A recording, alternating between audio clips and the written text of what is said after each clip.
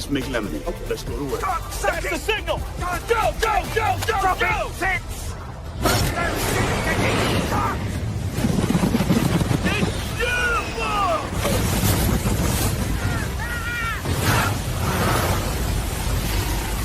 Mother Nature just pissed her pants, dude! Wake up and hit the ground running. It's The Rush, presented by Willis Auto, with Travis Justice and Ross Peterson bringing you raw, unfiltered, and unapologetic talk about sports, life, and everything else that matters. No filtered, no fluff, just The Rush.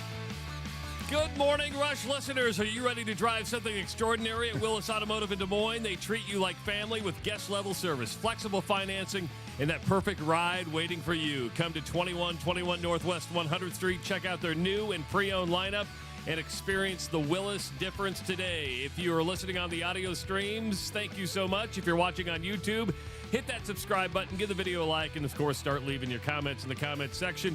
You can always call the show at 515-517-2303. Good morning, Ross Peterson. What's going on, buddy? Hi, bud. Not much. Not much happening here. Not Wednesday, much at all? you know, hump day, getting through the week. Noticing that our listeners, our morning chat group that joins sometimes right as soon as the show starts or even before. Oh, a lot. Usually about 5:30, people start chiming in, going, "Hey, morning, everybody." They're like Ray usually fires in like a, sitting there with their coffee and going, "Okay, I'm waiting for the countdown. Waiting for the countdown." One of our regulars, our buddy Bus, wrote in that he's going to have to miss the show today because his pup's going in for surgery. And it's neat to see. We got a lot, you know. It's that community of people has reached out to say, "Hey, pets are family. Good luck." Yep, Bus is a much better dog owner than I am because, and I love my dog. You just put them down when they need. I just put them down. When they get hungry, you're like, put them down. No, it's if they need like major surgery where I got to spend more than I paid for the dog. It's like, well, do I really want to spend this money or do I just go get another dog? Weird how we do that with dogs like that. And I love my dog. I do too. Tremendously. I do too. Luckily, Bus didn't have to go through that. He's because then here's the deal: you get like a year in, and now it's like now they're part of the family. They're Because Arlo's been with us 3 years, and he has a really bad ear infection right now. It has for several months. And he is a mild-mannered giant. I mean, absolute giant, right? And when we were in Italy, we had somebody stay at the house and watch him, and she's like, "Man, I miss your dog. He's so nice." And I'm like, "Great." Well, the vet wants us to put eardrops in his ears. Arlo becomes not a nice dog when it comes to the eardrops. And I mean, to the point where Anjanette and I are scared to where like we gave up. So then the vet is like, "Well, put a muzzle on him." We have purchased 3 different muzzles, and we put that thing on that dog and tried to get eardrops in his ears, and he rips the muzzle off. And I'm like, "I'm out. You live with this ear infection, dude. I'm not going to sit here and try to get these drops in your ears. If you want to live in pain, that's up to you. I wish you spoke human, but you don't, and therefore, I'm not going to sit here and try to level with you. You sit there and shake your head every single night. I'm not going to worry about it." Is that a mean thing? Dude, is that inhumane to do? Listen. Kirby's a very good dog. Until you bring out the scissors and you need to clip, because Kirby has long hair, and so she'll get little mats on her. Yep. And you try to trick her, like, I'll do it while you get her super relaxed. End of the day, she's super tired. She's laying down. She's not moving anywhere. The scissors are like smelling salts. Yeah. Bring it out. She's like, no. I need to get some gross off you. That's it. And the gross is, especially the hair grows back by their butt, especially with Pyrenees. And it's just like, I remember that. That's right. The poop is getting caught in the hair now. It's like, sorry, dog. We're going to have to shave your butt. Hey, not to change the subject as quickly as I can, but Jay, congratulations, Jay. And now this is not, if I remember from the comment section the other day, this is actually Jay's granddaughter. Okay. Jay, I think we're right about that, right? Congratulations, man. Congratulations. Love it. Babies are the best. New members of the tribe are always the coolest thing. and do the right thing. I mean, Abigail's done it with Sutton, and Sutton watches this every morning. I mean, you get her in front of the TV or on the phone. Get her started early. Get her started early. We'll Takes a develop while her to sense get of humor. It takes a while to get used to us. We will have a major influence on your granddaughter's life. That's the plan anyway. That's what I should have done That's there. the plan. Ross, have you started thinking about what you want for Christmas? Oh, dude. Why are you asking me this? Well, because, I never ask my family for anything. Are you I asking don't. for something this year? I'm not really asking for something. There is something that I want, and this is going to sound really, really weird, okay? Okay. Every Wednesday since about 2008, I've weighed myself. My weigh-in day is Wednesday, and I've done it every Wednesday except when I'm out of town. Seriously? Seriously, I used to keep a manual log, but now with the phone, I've got like the Fitbit app, so I log my weight each and every week in the app. And so I keep, I know where I was 2 years ago. I can go back and see where I was 10 years ago. And even when I was at my heaviest, I just wanted that to be a reminder. And I've continued to do that. Well, we're coming up on the 2-year anniversary of the flood, and my scale here was flooded out. I mean, it was underwater, so it doesn't work. So when you say the flood, you mean the basement? Your basement flooded. You had your water main broke coming into the house, right? Yeah, it was right where. Yeah, that's where it, because it was old cast iron and it just rusted because they put some. I don't know what it was, but it's fixed now, obviously. Yeah. But I never replaced the scale, so I would go to work. So my Wednesday routine is I go to work. We have a workout room there with a scale, and I strip off all my clothes and weigh myself when I get to work. Naked? Naked. Oh, because you are lightest at when you have the least amount of clothes on. Wait, do the people at work know that you weigh yourself naked? I don't know. Well, I go into the restroom where the scale is, and I lock the door, and I get undressed, and I mean, don't you weigh yourself naked? I can think of one time in the last. I hate saying this because then people that are very conscious of their weights will get mad at me. I've weighed myself one time in the last 10 years, and it was at Courtney happened to have a scale out, and everybody was jumping on the scale and guessing their weight before they went on, and I was within 3 pounds of my weight. Yeah, you haven't fluctuated as much as I have. Nope. I mean, back in 2008, I was at 190. I ballooned up to 250. I'm back down to about 185 now. Yeah. So I've always had those fluctuations, and even when I wasn't on a regimen or even trying, I'd still just weigh myself, and I'm like, okay. When I was 255, I'm like, if I ever get to 260, that's it. That's the breaking point. Yeah, that's tomorrow. Yeah, that's tomorrow. I never hit the 260 mark, which was nice. And then, of course, I did the PhD weight loss thing at the old place, and that really helped me. And I've been able to maintain, because I haven't done that for over a year now. But it's one of those things. I've maintained my schedule, but I haven't had a scale at home. So I'm like, I think I want a scale. And sure, I could go to Target, I could go to Kohl's, I could go to some place like that and get a scale, but I'm looking at these that kind of interact with your app and stuff like that. The scale that I found is like this body Hume thing it's $183. I know. I'm like, come on. When I can't, and I would be willing to buy myself a Christmas present, because I can't go to my wife and say, hey, this is what I want. Would you go spend $183 on a scale?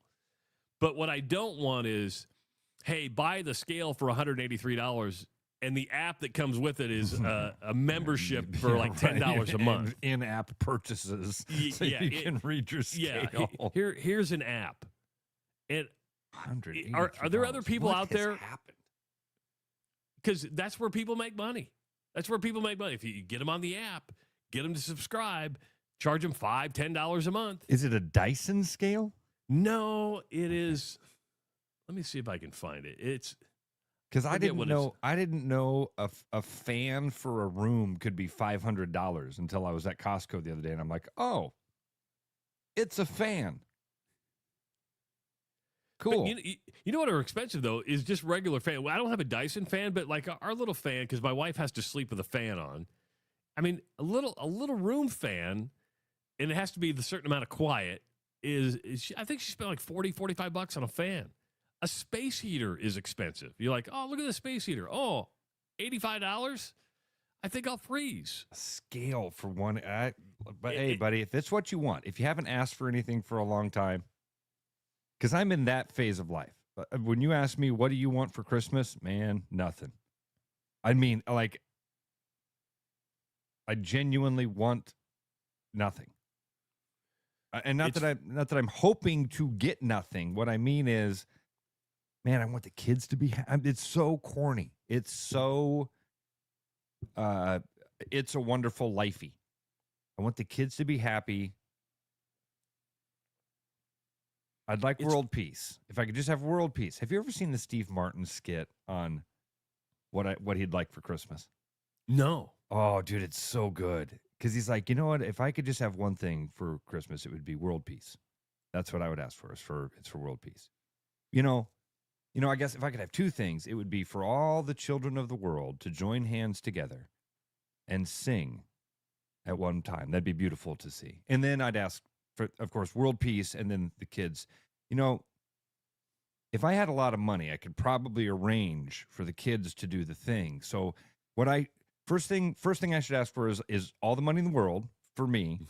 And then the second thing would be the kids singing. That'd be beautiful. And then world peace. So if I could only have one thing for Christmas, I guess it would be for all the money in the world to be for me. I butchered it. But it was an old SNL skit that went on for minutes. And it's very funny. The scale is from Hume, Hume Health. And it like measures your body mass, your body fat. It's supposed to give you your what your age is body wise. It says it comes with a free app. Yeah, the app can be free to download, but is there a monthly subscription once you download said free app? I fell for that once with Bose.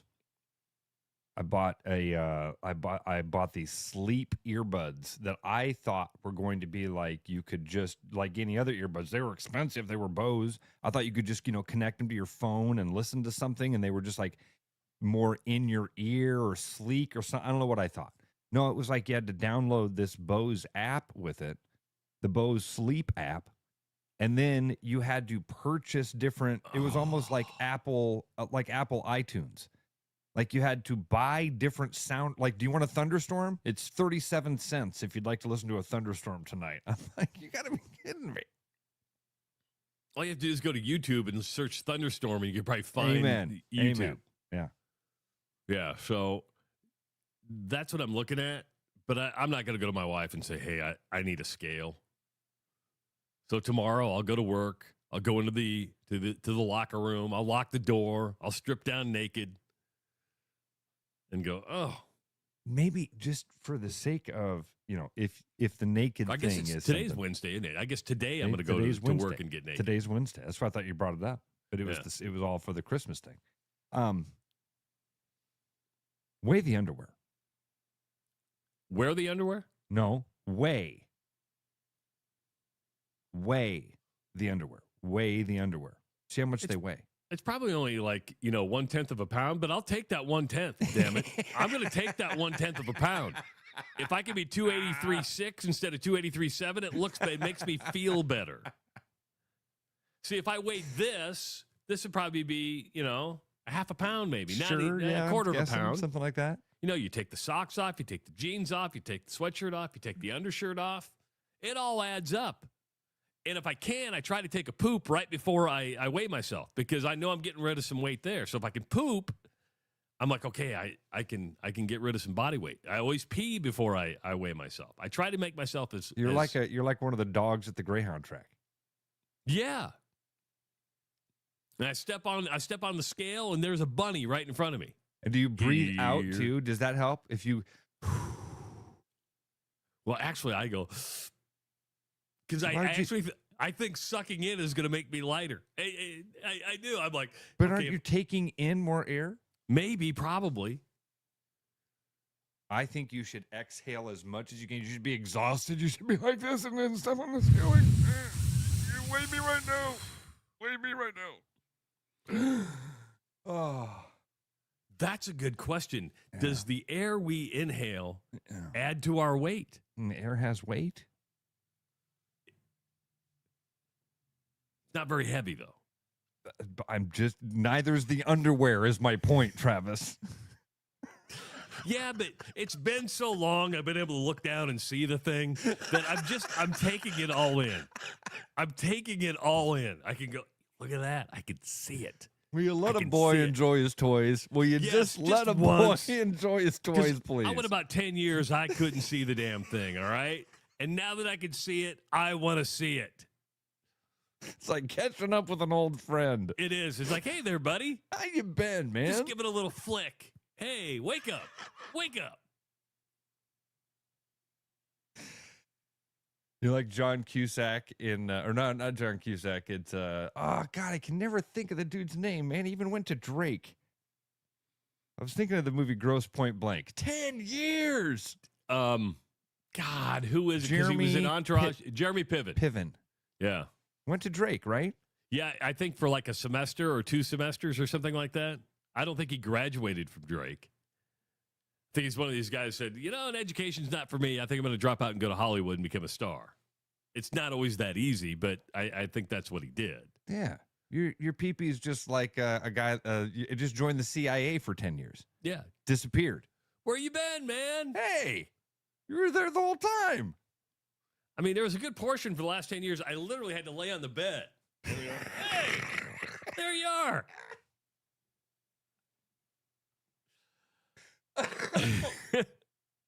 You really jarred something loose there, Tiger. Sorry, man. I didn't mean to do that. But those are fat guy problems. Oh. There's people who are listening right now who can actually relate to this. Yeah, Ray says he hasn't seen his buddy since the Carter administration. Wow.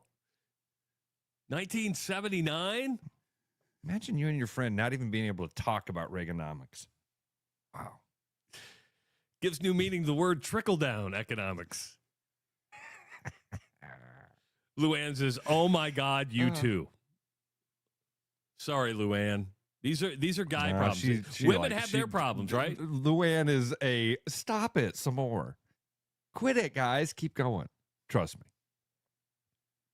I'm dealing with my wife's menopause problems right now. I'm cold at night. She's like, I'm a furnace. Okay, then give me all the covers. I don't care. Do you want a hug? You can warm me up. No, don't touch me. Okay? Not a problem. I can do that. Just saying. Another thing that keeps popping up in my feed for Christmas. Have you seen this? The box bowling thing? Where they put this. Yeah, exactly. The box what? Box, I think it's called box bowling. Box B-O-X. bowling? Bowling. B-O-L-L-E-N. They put a band on your head. Okay. Dude, I saw this thing a long time ago. A boxer was using it as a training tool. It's a headband with it. It basically turns your body into one of those paddles with a string. It's paddle ball. It's paddle ball with a string. Yeah. Yeah. It's got a long bungee string on it and a tennis ball at the end. And you punch the tennis ball, it swings away and then comes back at your face. And you got to sit there and bop the thing with your fist. I've seen boxers do that. And then I just saw yesterday, dude, how much time do you spend scrolling through the feeds? More than I should. Because this thing popped up yesterday in one of my scrolls. I saw this lady doing it. And I'm like, why is this lady training for a fight? Oh, no. It is like this accuracy thing to where you're trying to hit like a certain number, because what do? They put an app on your phone, you put it on your television, and you sit there and see how many things you can do. See, I fall for stupid stuff. You put an app on your phone for the box bowling for the box bowling, and then you put it on your television to see how many times you can hit the ball back and forth. I fall for a lot of shit, dude. I really do. I mean, how many times, when it comes to in-app purchases, like, do you want to improve your brain health? Just play this game. Oh, I'm going to be smarter. I'm not going to get dementia. I'm not going to get Alzheimer's because I am going to play said game. All is true. So I'll be sitting there playing Best Fiends, and Owen's like, what are you doing? Yeah, you're playing that Best one, Fiends? Dude, you're still playing that game? And I am playing. I love it when when you tell me that. Like, I'll see you on your phone for a while, and I'm like, what are you, like on a Twitter argument or something? No, I'm playing Best Fiends. Yeah, because it helps me figure out patterns, and I'm improving my brain health. That's the way I'm justifying it to myself. So for Christmas, all you want is a scale and a box bowling? All I want is a scale and a box bowling and world peace and for children to sing Christmas carols all around the world. If I could get all the children of the world to join hands and sing. That's all I want. That's all I care about. I know a scale is a really weird thing, but if a scale ended up under the tree, I'd be like, oh, you guys know me so well. But see, my wife's not going to spend $183 on a scale. I wouldn't spend $183 on a scale. But I've gotten to the point of my life where I want to buy quality, right? Yeah, yeah. And I did, I mean, I assume like most things, it's you get what you pay for. Like I'm dumb enough, again, don't use them, to think scales are scales. Like, why wouldn't you just go to Walmart and get one of the $20 ones that you stand on and the little dial thing moves around? The little rotary. Yeah. A rotary scale is like a rotary phone. People would go, that's not a digital readout? What? I have to actually read numbers? And apparently they must not be very accurate either. And that's because they wouldn't have $180 scales unless the $20 ones were crap. They tell you that they're not accurate, right? You become... Oh, I see. It's all a mind game. It is. I remember having the little dial scale where you're like, okay, you need to adjust. You could actually like, okay, that's not right. So you could adjust it like and go, okay, now this is more accurate. You had to calibrate it.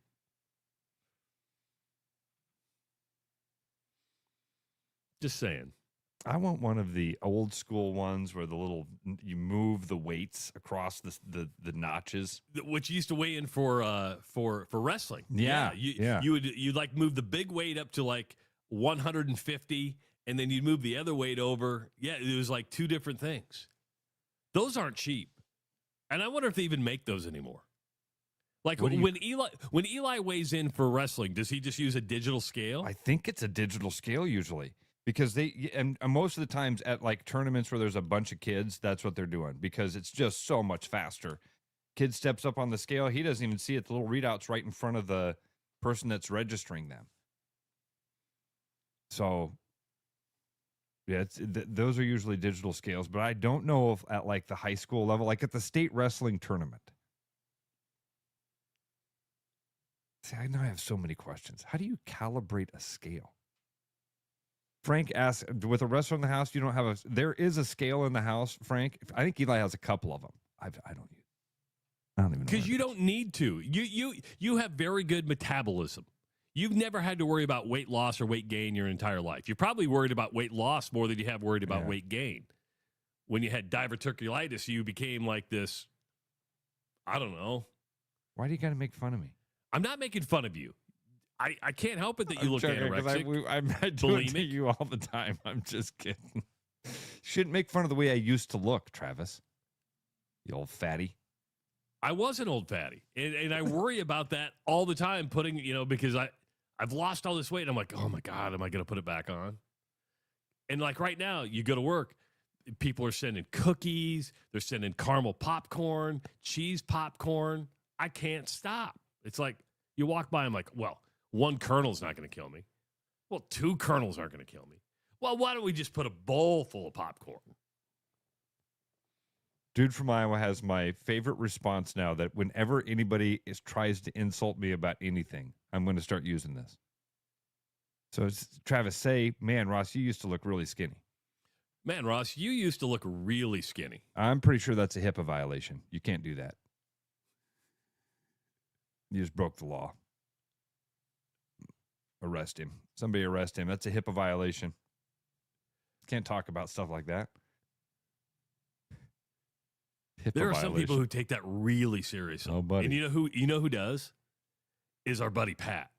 I think I can tell this story he's now. An attorney. I know he is Mr. Did he get Secret. burned? Did he get burned one time? No. Are you ready for this? So his uncle just passed away. Okay. Okay. Oh, HIPAA violation? This is now that person's dead, I don't know if this is a HIPAA violation or not. But so Pat had been going to the hospital on a daily basis to see his uncle, right? Okay. Yeah. That's because he was not surprised. That's the type of man Pat is. He was in the ICU of the cancer center. And he was going, and he'd come over almost every day to talk about it. Well, after he passed away, he finally told us that for the last month, Lizzie, Owen's girlfriend, had been his nurse. Oh, yeah. Yeah, that.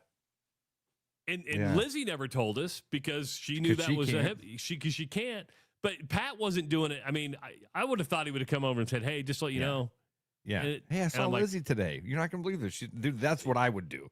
Yes. I'm a walking HIPAA violation because my mouth just goes all the time. So I would be the one that would do that. We had one, Trav, a couple of doors down from us. This was about 10 years or so ago. The neighbor was housing a friend in home hospice. And the guy was the person that was passing away was a huge community leader here in Des Moines. And so when he died, it was like in the paper and everything, like he had passed away. And then at some point in the article, it said he had spent his last couple of days at a friend's house and had a picture of her or her name. And we were like, oh my God, it's our neighbor. And we went down there and, said, hey, we're really sorry that you've been going through this. We had no idea. And she said, well, one of your friends has been our primary care nurse. I'm like, what? And so then, of course, reached out to that friend. We're like, hey, here you've been in the neighborhood. She's like, yep, I couldn't say anything to you. Yeah, I've been 2 doors down from you for the last month and couldn't say.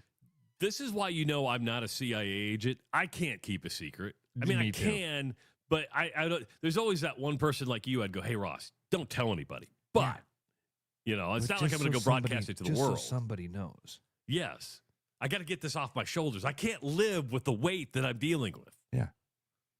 Tyler writes in, says, hold on just a second. Tyler writes in, he says, Lizzie is a nurse at a cancer center. Bless her heart. Dude, if Travis passed on one great skill to his kid, it was finding an angel of a woman. Yes, because they looked at me and said, oh, you found an angel of a woman who put up with anything, exactly. Right? How did Dad do that? Yeah, she works in the ICU, so that is... Man, and now I'm she's glad applying there's people to be built different like that because that's a different skill. And now she's applying to nurse anesthetist school. What's anesthetist? So she'd basically be an anesthesiologist without the MD. So she would basically, give people epidurals, knock them out before they go into surgery. I thought that all those people had to have a God complex. Oh, yeah. Well, I think that happens a little bit. Hey, don't forget, coming up on Friday, it's the Iowa Lottery Weekly Woohoo. We want you to participate in the Weekly Woohoo. This is a big deal, folks. Your chance to pick up a prize pack worth $90 from the Iowa Lottery. Hey, Jack and Amber, they won. Remember I told you I ran into them this weekend? They won one of the $90 prize packs and won on a lottery ticket. See? Got the prize pack. They told me it was a really cool prize pack that showed up from the Iowa Lottery, and they won, I think, $150, something like that. See? That's why you need to call in with your weekly woohoos. This week's prize pack includes Holly Jolly holiday-themed scratch tickets, 7 holiday scratch games, and 2 Instaplay tickets. And they are part of the Play It Again promotion. It's the gift that keeps on winning, folks. The weekly woohoo from the Iowa Lottery coming up on Friday on the Rush Radio Show, powered by Willis Automotive. The Rush Radio is now on the free TuneIn app, allowing you to enjoy the show on Apple products and Android Auto. Download the free TuneIn app and search The Rush Radio to take Travis and Ross wherever you go. Bad gift giving. It happens to the best of us. Thanks, I think. But what if I told you there's a better way? Toss the silly socks and ditch the mediocre mugs, because the Iowa Lottery's gift that keeps on winning is here to save the holidays. Give your loved ones holiday scratch tickets with a chance to win instantly or unwrap your share of $1 million. Say no, no, no to boring presents with the Iowa Lottery this holiday season. Woohoo! Enter and see rules at ialottery.com/VIP. Tis the season to share great taste. Grab a refreshing Coca-Cola and make every moment a celebration. Locally made, nationally loved, Coca-Cola is the real deal when it comes to holiday cheer. Whether you're kicking back after the game or hosting the crew, nothing hits like that crisp, fizzy taste. Make this season yours. Grab an ice-cold Coca-Cola today.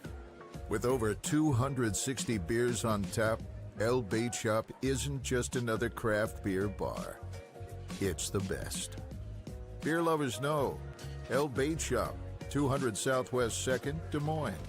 There's a new spin on casual dining near Drake University. Lucky Horse Beer and Burgers. Craveable faves, flatbreads, delicious burgers, frozen cocktails, and a crazy cool vibe. Get to Lucky Horse Beer and Burgers today. Get ready, Des Moines. College basketball is heating up at Casey Center.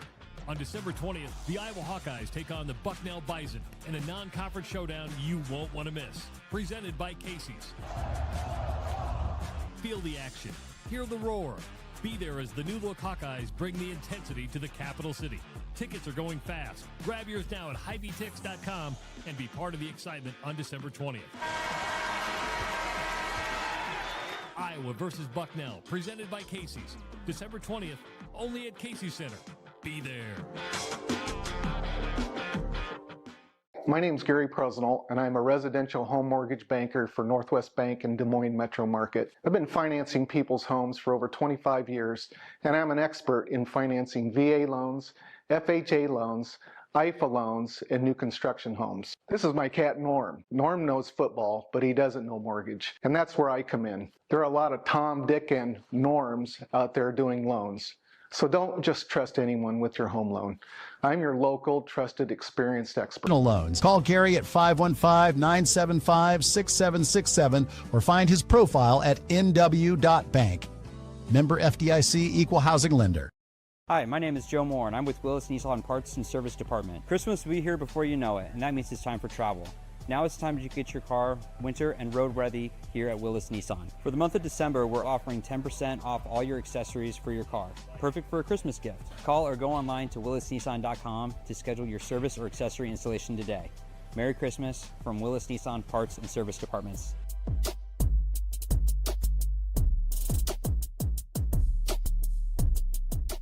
Hey, it's Noel from Fiscus Jewelers. This holiday season, give the gift of sparkle that lasts a lifetime. From our latest designs to timeless favorites, there's something for everyone on your list. Already have a Fiscus diamond? Bring it in and trade up with our 100% trade-up program. It's the perfect way to shine a little brighter this year. And if you're dreaming up something custom, get your design started by December 1st for Christmas delivery. Let's make this season magical together. Fiscus Jewelers, your jeweler for life. Looking for the perfect golf escape? Experience links-style golf right here in Ames at Coldwater Golf Links. With rolling fairways, large greens, and unique routing, it's golf the way it's meant to be played. Whether you're a seasoned pro or just starting out, you'll love our course's welcoming atmosphere and friendly staff. Grab your clubs, book a tee time, and make every round unforgettable. Coldwater Golf Links, where great golf leads to great memories. Visit coldwatergolf.com to book your round today. Back to the rush. Strong opinions, weak filters, and just enough sense to stay on the air. It's the Rush Radio Show, powered by Willis Automotive.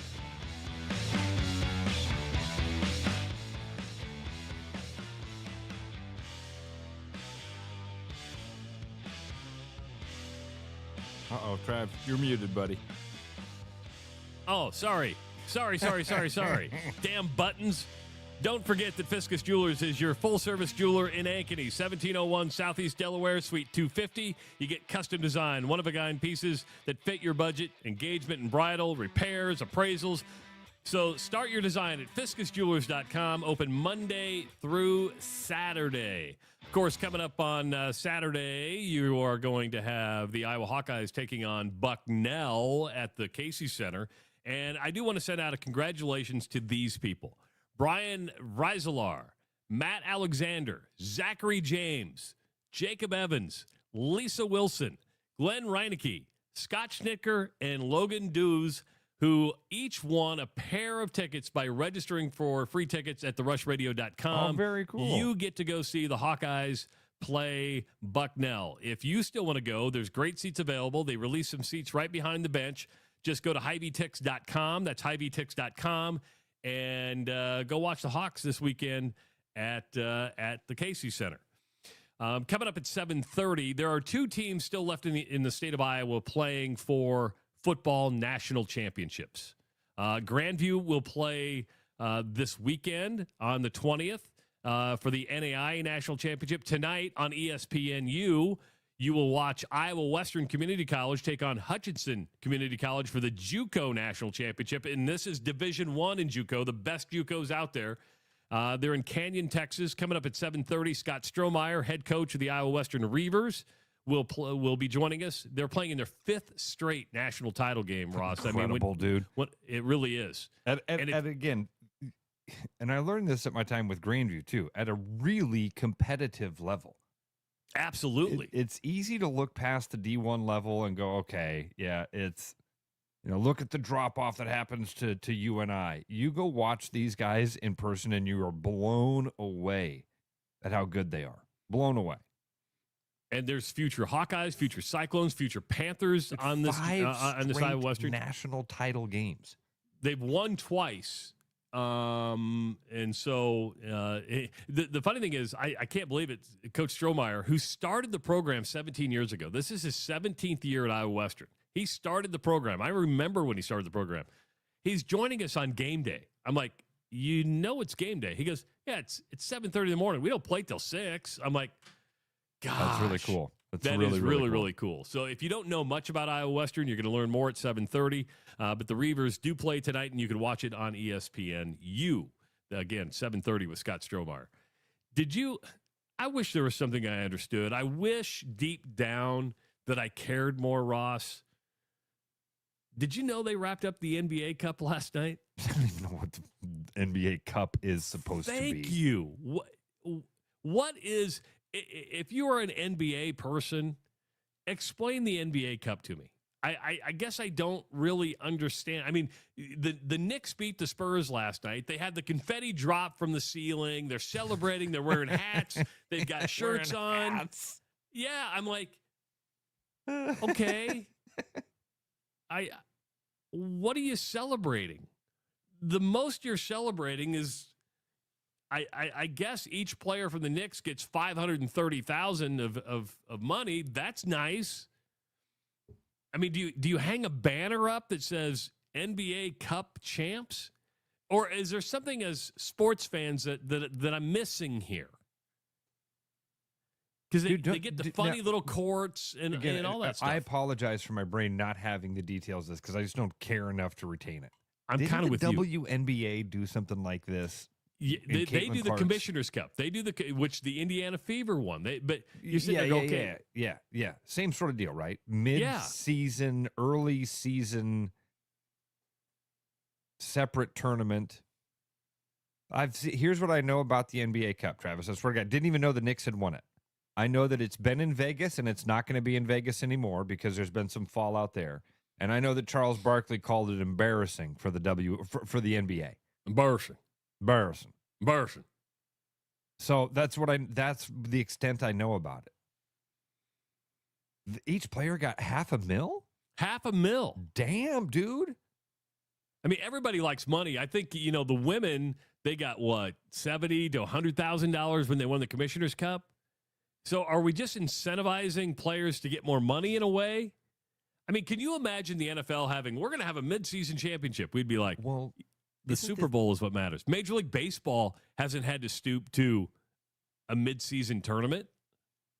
Again, correct me if I'm wrong. I'm sorry. Because the story about Vegas, I remember the opening line is the Emirates NBA Cup might be leaving city.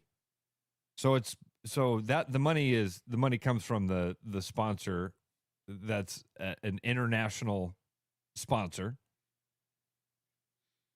Emirates is an airline, right?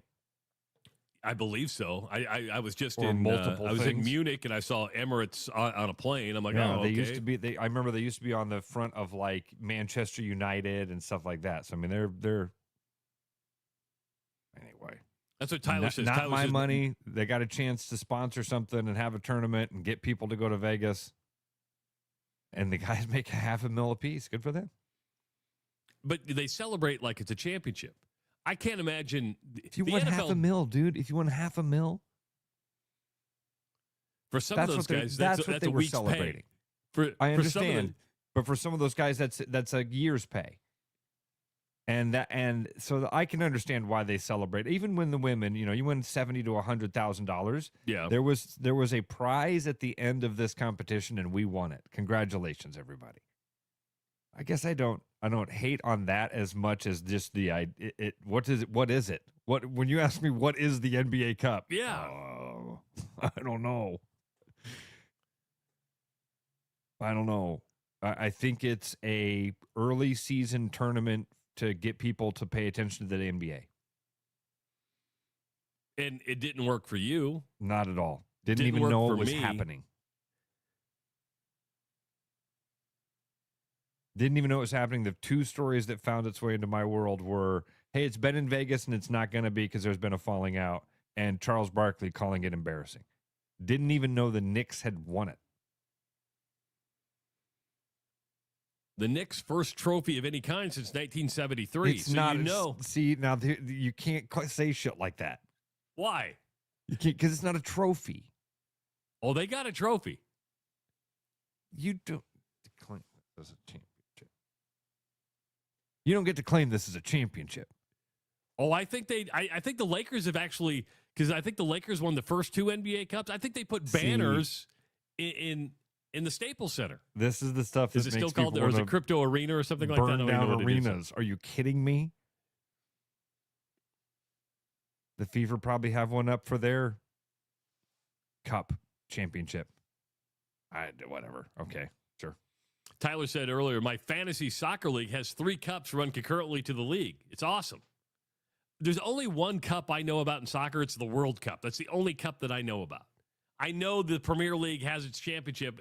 Do they have a cup? Is it named a cup? I shouldn't have. I pissed off the soccer guys. Look at this. Don't ever confuse Man U with Man City. There's a difference? Tyler even says, thank you. I let that one slide. Sorry. Hold on. Sorry. You're going to have to educate me. There's a difference between Man U and Manchester It's like the City? New York Mets and the New York Yankees. There's two different professional teams in Manchester. There's Manchester United, which you are familiar with the red. They had Rooney.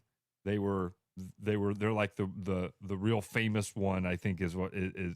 But Man City, whereas light has like a light blue is their color. They're most years they're right there with Manchester United. Okay. It just seems like Manchester United has a better PR team or something. I don't know. I don't know enough about it to know. And I probably just pissed off those guys by saying what I just said. I don't want to, I don't care. You can piss them off. Doesn't matter. We piss off people all the time. Every single day. We were talking about our fat bellies and penises earlier. You think we care? I mean, and we're not huge NBA fans. I think it's pretty obvious because this is the only time we've talked about the NBA this year. Right. Well, let's use Major League Baseball. Let's use National Football League. If they were to do something like this, would you be interested in it because you're a baseball fan? Would you be interested because you're a football fan? I don't know how you do it in football. There's only so many games. Because to me, winning the division is what you win to get to the playoffs, right? I mean, or the bye. You win your division. Let's use Major League Baseball because they have so many games. The season's so long. I mean, the NHL doesn't do anything like this, does it? Not that I can think of. I mean, the NHL breaks for the Olympics occasionally. And they may not this year because they're worried about the safety of the ice. They're like, your ice isn't that safe, and if it's not safe, we're going to go over and inspect it. Our guys aren't going to skate. Did you see that one arena was built and the sheet isn't big enough? How does that happen? Travis, I tell you every couple of years, the Olympics is a wake of disaster. Always. There's one story floating out right now about, I think, isn't Italy going to be hosting an Olympics pretty soon? I think it's Rome, right? Rome is hosting the... They are way behind. They're so far behind on one specific stadium that they're basically going to have to say, we can't host anything at this. We tried to build this stadium in time. We've spent billions of dollars, and we won't be able to use it for the Olympics. Won't be ready in time. It's in 6 weeks, Tyler says. I didn't even know. So the stories that get to me are all just the disaster stories. I mean, you think they would have learned from Brazil that these are just losing propositions. From Brazil, Travis, from Sochi, from Calgary, you could go on and on and on and on and on and on. But it never happens in the United States. Why is that? What's that? It doesn't happen. I mean, I don't think LA is going to go through this. We don't know. Salt Lake City, remember, dude, that was almost a disaster. Hell, Mitt Romney built a career off of being the guy that saved the Olympics. True, but he did save it. And, Utah Stadium has been benefited. Atlanta, they figured out a way that at the end you weren't stuck with these facilities. They found a way to use them. Abandoned. Yeah, that's a good point. Yeah. That's a good point. Because didn't Brazil have to make like one of its stadiums into like low rent housing? Dude, that's been from like weeks after the Rio Olympics ended, it was a disaster. The Burger McChick, he says Incubus. That's not. It's called Icarus.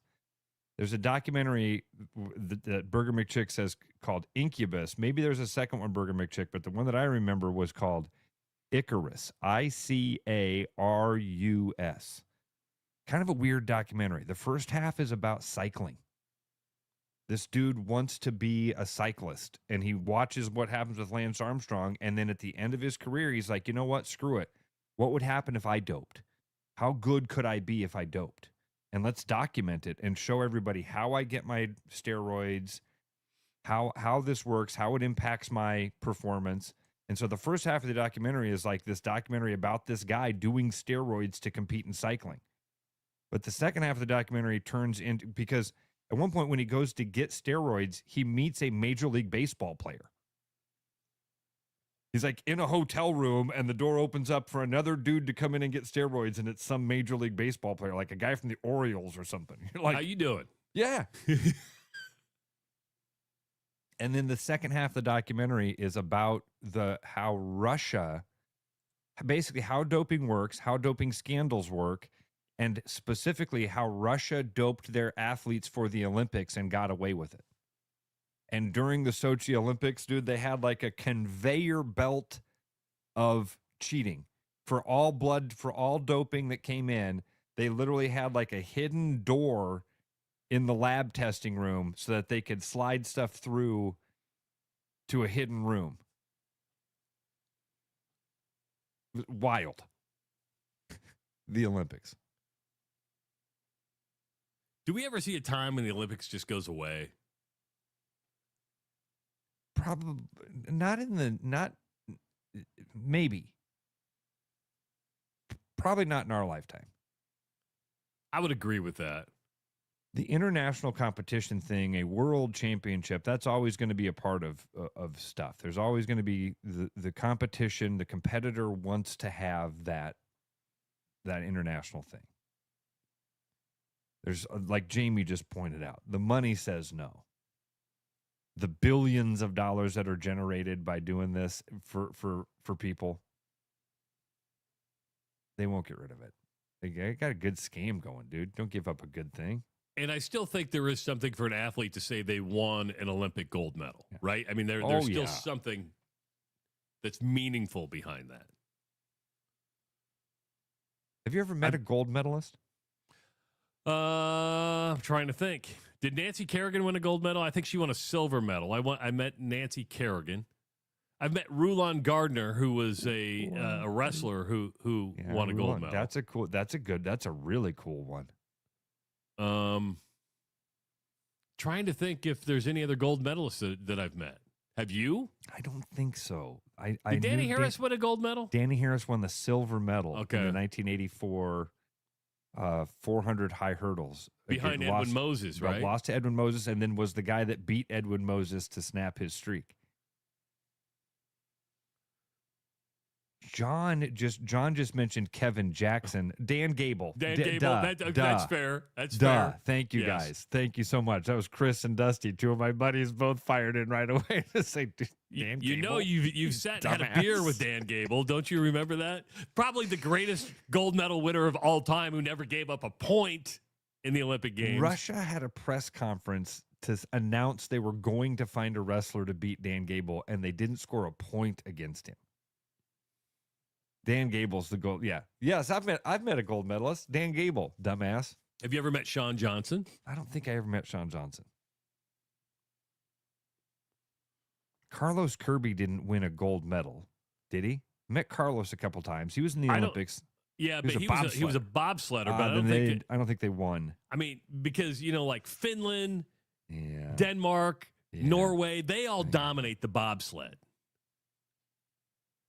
Why is that, by the way? We like to think, They got why all the best hills. Oh, okay. But you would think with American ingenuity that we'd find a way to become Build super better hills. competitive. Cale Sanderson, Dusty writes in. Well, he wrote in Bale Sanderson, but I think he meant Cale. I've never met Cale. I have a Wheaties box with Cale on it, but I've never met Cale. Same thing. I don't think I ever. Man.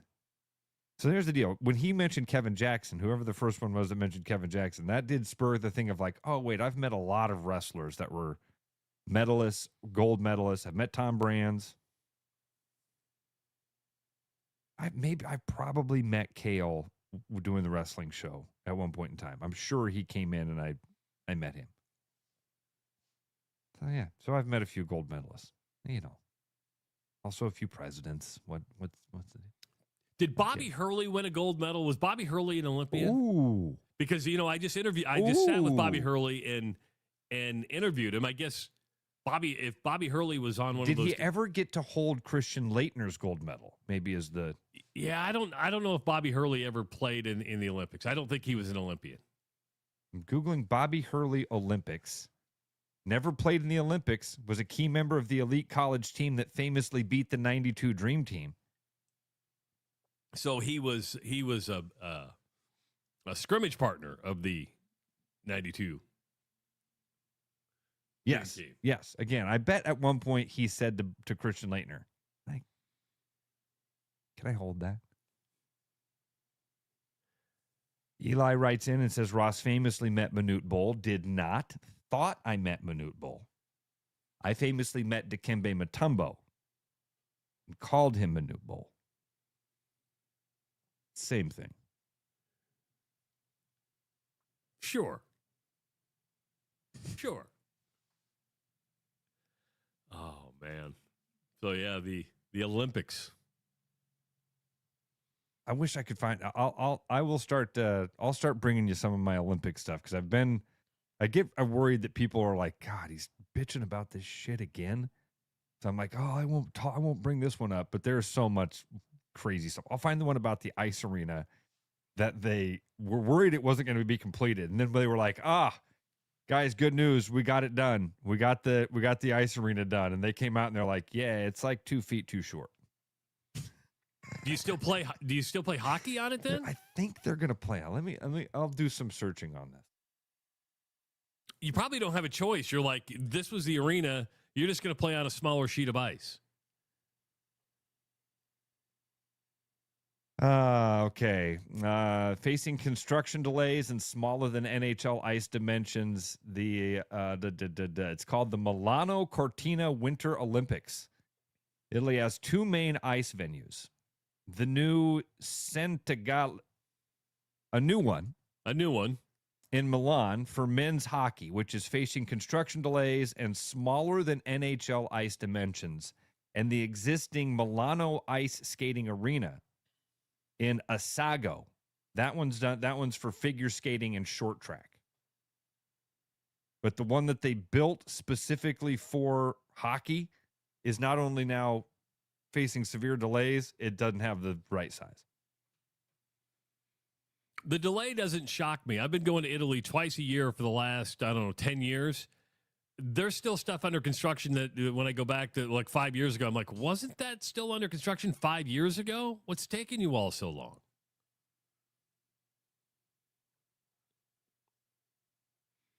Tyler says pretty soon the Olympics will be in the USA forever. Be a smart move.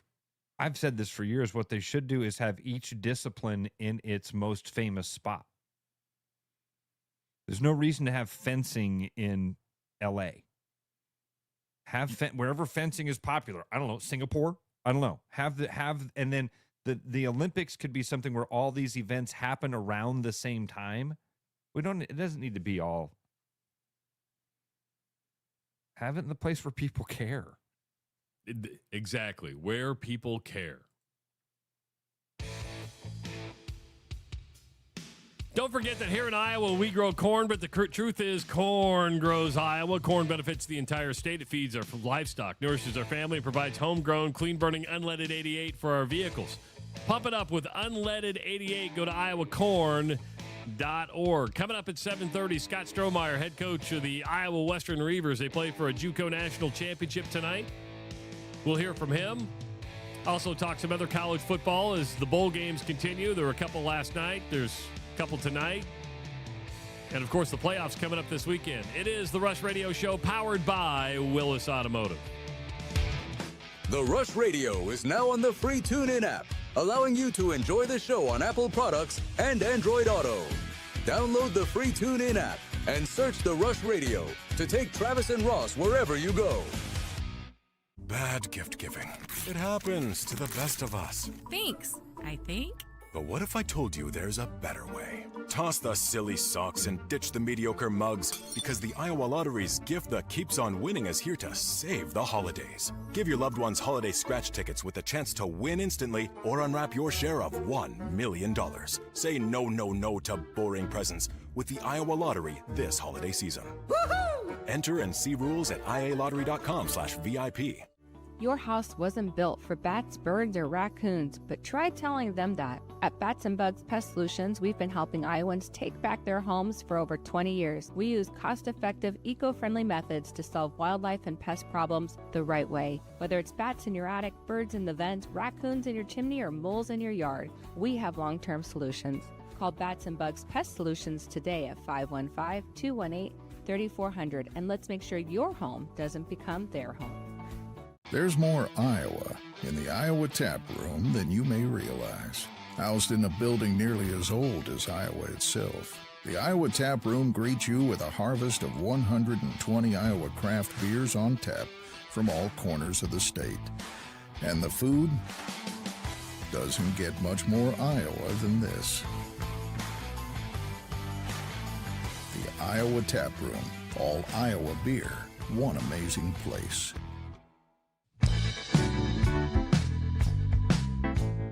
There's always something new at Fong's Pizza and an ever-changing menu of tiki drinks. Or try our new noodle dishes alongside your favorite slice. It's all happening at the new Fong's in the East Village. Thinking about buying a home? Get pre-approved in 30 minutes with Gary Presnell at Northwest Bank in Des Moines. Gary offers first-time home buyers programs, VA, FHA, IFA, and conventional loans. Call Gary at 515-975-6767 or find his profile at nw.bank. Member FDIC Equal Housing Lender. You know, Brian, at Central City, we really do have the best selection around. I know. High-quality stuff you can't find anywhere else. Whistle Pig Plantation Rum. Yeah, and over 150 of the best scotches on earth. And a ton of bitters, mixers, and more. You know what we are? High class.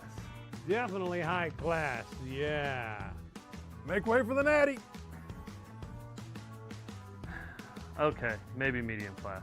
Central City Liquor is home of the 10% cash coupon. And the Wooden Nickel program.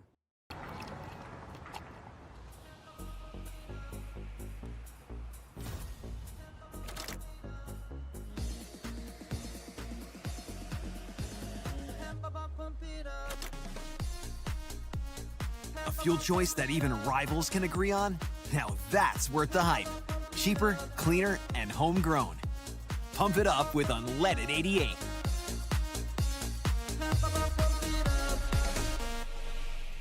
This December, unwrap big savings at Willis Chevrolet of Granger. We've got our largest inventory of vehicles ever. New, pre-owned, and now Car Bravo certified. The gifts keep coming with the season's most sought-after Chevys, the Trax, and the all-new Traverse. In stock right now and ready to drive home for the holidays. And don't miss the red tag sale with 0% APR financing on select models. It's a perfect time to slay your savings. Hurry into Willis Chevrolet of Granger or visit us online at willischevy.com.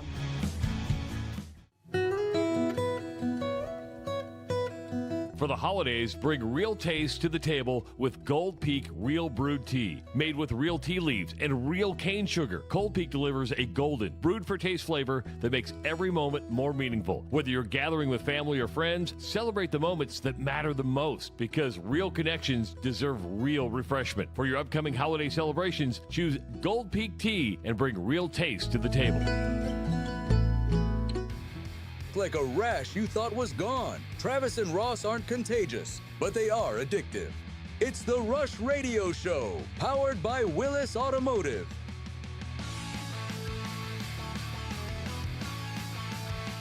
Good morning, everybody. Willis Automotive is proud to power the Rush Radio Show. Whether you're searching for a new, pre-owned, or certified car, Willis is driven to serve. Visit willisauto.com to discover a better car buying experience. Willis Automotive, where your next great drive begins. If you're listening on the audio stream at therushradio.com, the Rush Radio Android app, or the TuneIn app, thank you so much. If you're watching on YouTube this morning, hit that subscribe button. Go ahead and give this video a like. And, of course, start leaving your comments in the comment section, and you can follow us on our social media channels. You know, we were having a little meeting yesterday about, doing a better job. We're coming up on our 1-year anniversary. Next month will be our 1-year anniversary. Wow. Yeah. And it came up, we need to do a better job of telling people how to listen to the show. And so there's a number of ways we can do it. Well, if you're listening now, they know. They know. But this is where I'm going to ask, is that I want everybody who's listening right now to tell one friend today and say, hey, do you remember, Travis? If they haven't found us, because you still run into it every day. Hey, what happened to you guys? Yeah. Well, we haven't stopped. Yeah. We're doing the same every day. thing. They go, so what are you up to now, Ross? Well, same thing. Yeah, my life hasn't changed. And they're like, oh, I didn't know. Our egos are so big that we just figured everybody's going to know where we go. It's just like you follow us, you're going to go along. But do us a favor and tell a friend or tell two friends about us and say, hey, check out the show. You can find it, of course, online. You can follow it at therushradio.com. You can find it on YouTube. You can find it on X. Find it on Facebook. But yeah, 1 year we're coming up on. And I thank each and every one of you who have taken the time to follow us, to continue to listen to us. We do appreciate it. And we'll have a big 1-year celebration. We'll just, I don't know what we'll do, but we'll have when the 27th of January hits. We'll be here. We'll have a celebration right here. And bragging about ourselves. Same bad time, same bad channel. Yes. Oh, man. Did you see where the Bud Crawford retired yesterday? And Bud Crawford, the sad thing about Bud Crawford is that you're talking about an incredible fighter who, Ross, most people didn't know about until he was too damn old, right? I mean, he's 38 years old. Travis, he retired. I would say enough people don't know about him now. And that's fair. I guarantee you we've got a large percentage of our audience, larger than we would both want to know, that would right now say, who the hell is Bud Crawford? We just talked about the guy not long ago. We just got done talking about him not long ago. And he retires 42-0, 31 knockouts. He's held 18 world championships in 5 different weight classes. That's insane. He's had, 2 or 3 undisputed titles at like welterweight, light heavyweight, and light middleweight or something like that. I mean, but Ross, he was one of these guys that got, and he's made a lot of money. I don't feel sorry for Bud that way. He didn't make the Mayweather money. He didn't make the Canelo Alvarez money. But he got caught up in the promoter thing to where, are you a Showtime guy? Are you an HBO guy? All that stuff.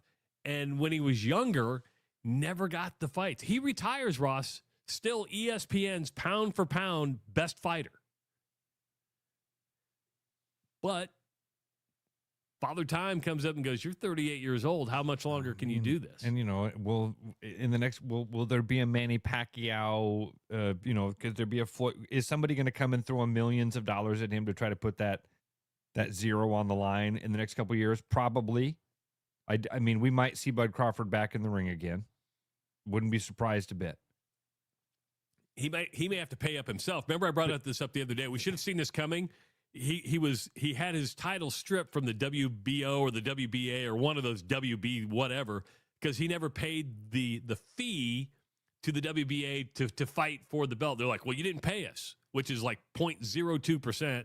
When you talk that much money, that's still quite a bit of money. You're like, yeah, I'm not paying that. Why aren't you going to pay it? Well, I'm going to retire. I'm just going to go ahead and keep this money. I don't blame him for it.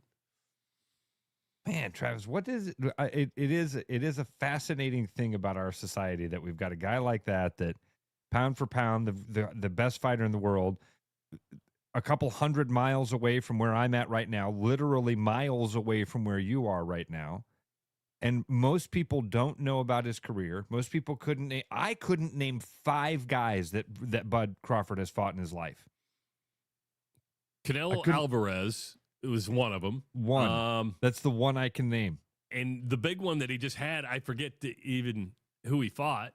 Well, let me ask you this. Take Bud Crawford out of the mix. Can you name 5 boxers right now? Jake Paul. This is what I'm getting at. This is exactly what I'm getting at. What is Jake Paul does fight Anthony Joshua. See, he's fighting Anthony Joshua this weekend, I believe. Who's Anthony Joshua? Should I know who Anthony Joshua is? See, again, now here's the problem. One of the best heavyweights in the world. One of the most top 5, I would say, most famous heavyweights in the world. So this is going to be like a legit fight. Because I always fight. Look at Anthony Joshua knocks dudes out. We'll see. Can Jake Paul afford to get knocked out and beat? Meaning that I think people have kind of looked at his YouTube thing and he's become a novelty. Dude. But they've all seemed to be staged fights. I'm way too cynical because I honestly thought what you were going to say is, can Jake Paul afford to pay Anthony Joshua to go take a dive? Oh. And the answer to that question is yeah. He got a lot of money. What's going to make Bud Crawford come out of retirement? Money. What would make a guy like Anthony Joshua, who is on the back end of his career, he lost some important fights, that kept him out of the, he was real close. In fact, I feel like he was the heavyweight champion. Look, Anthony Joshua, look him up. He was in that Deontay Wilder, Tyson Fury type of realm for a while.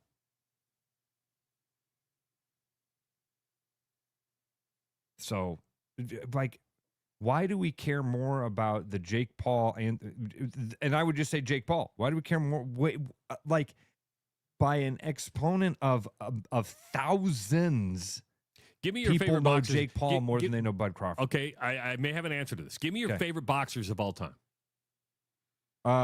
It would be Marvin Hagler, Roy Jones Jr., Mike Tyson, Sugar Ray Leonard. What do they all have? What do you mean? Personality, an entertainment factor to them. Why do we like Jake Paul? Or even despise Jake Paul? There is an entertainment factor about there. Muhammad Ali was a great fighter. There was an entertainment factor about that. Right? Best entertainer to ever step in the ring. Sugar Ray Leonard might be up there, right? That's Thomas right. Hearns. These guys were, and it was the way they boxed. Look who is a tremendous heavyweight champion, but doesn't really roll off our tongue. Evander Holyfield. Yeah. Evander Holyfield was a hell of a fighter.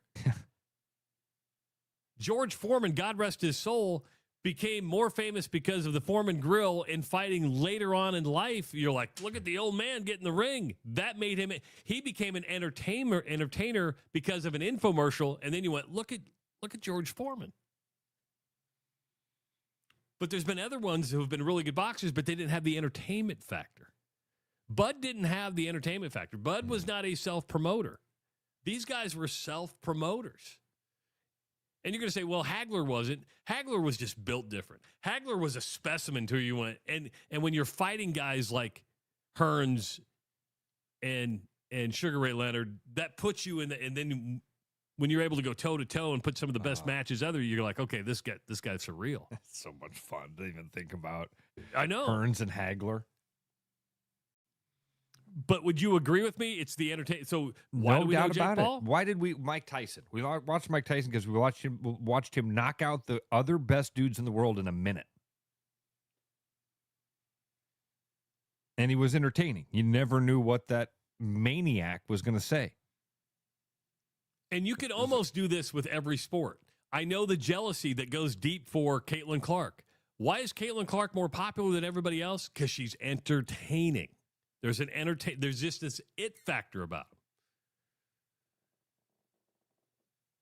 Because Jake Paul just played on all of our emotions all this time. Like he's made himself such the villain. We all want to see him get his block knocked off. Yes. And it's just all been a street performance the whole time. Good for him. I mean, he's figured it out. He's made Doing a lot of well. money. And he's listen, I forgot I'd seen on Netflix that fight was happening. It wasn't at the top. I'm glad whoever it was mentioned that, because I probably will watch that again only for one reason, hoping that Anthony Joshua was able to actually knock him out.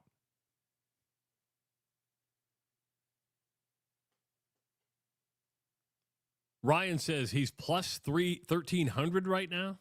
Jake is. That's not. What?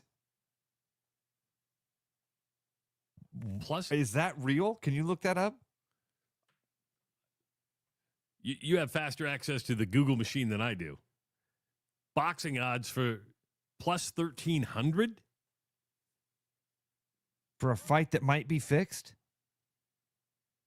That's the thing, is that I've never looked at a Jake Paul fight and took it as a legitimate fight. Anthony Joshua is 36. He's an Olympic champion. By the way, 6'6". He's a monster of a dude. He's a monster, and he looks like Adonis. You know what I mean? Doesn't have an ounce of fat on him. Jake Paul is 28. I do not see. I even Googled Paul Joshua odds. Let's see. Dude, this is on Yahoo Sports. And it says Anthony Joshua's minus 900, Jake Paul's plus 600.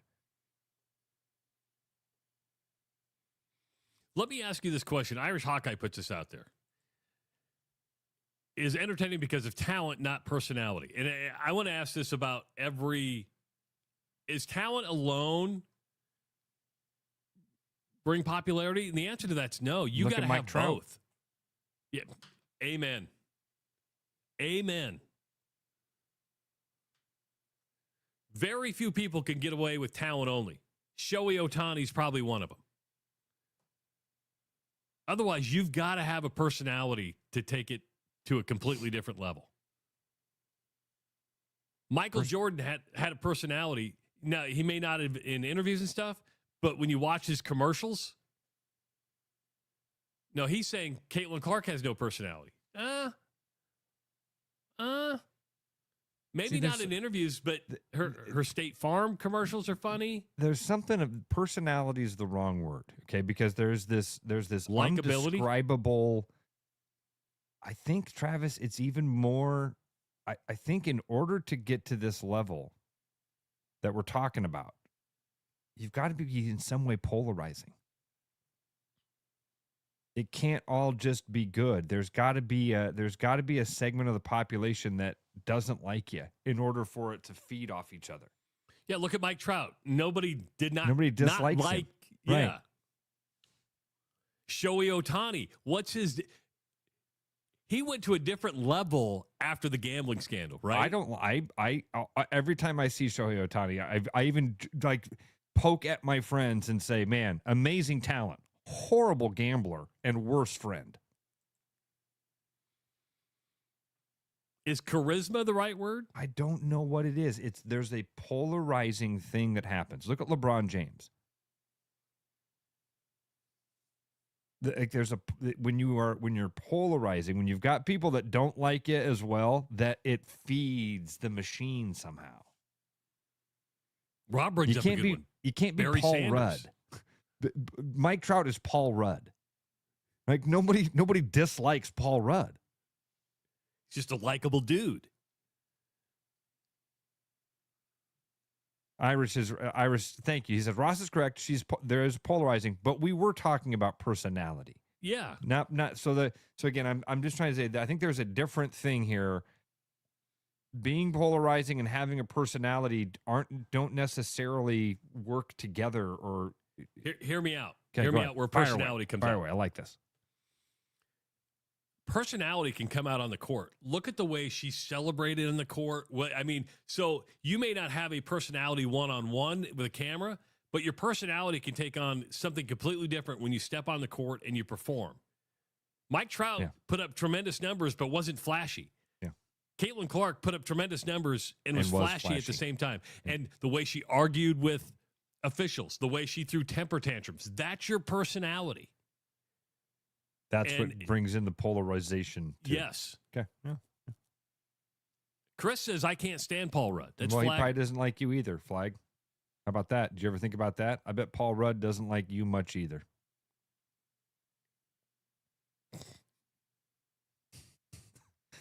I saw earlier, we might actually have some boots on the ground here because let me see if I can go back and find this. Ken says he's actually headed to the fight. He got tickets from his friend Marty. Marty Terrell, they're no good. They're no good. You are going to be turned away at the gate. I didn't know he was still selling tickets out of prison. Be careful, Ken. You're going to show up and it'll be like, I bought these from Marty. Well,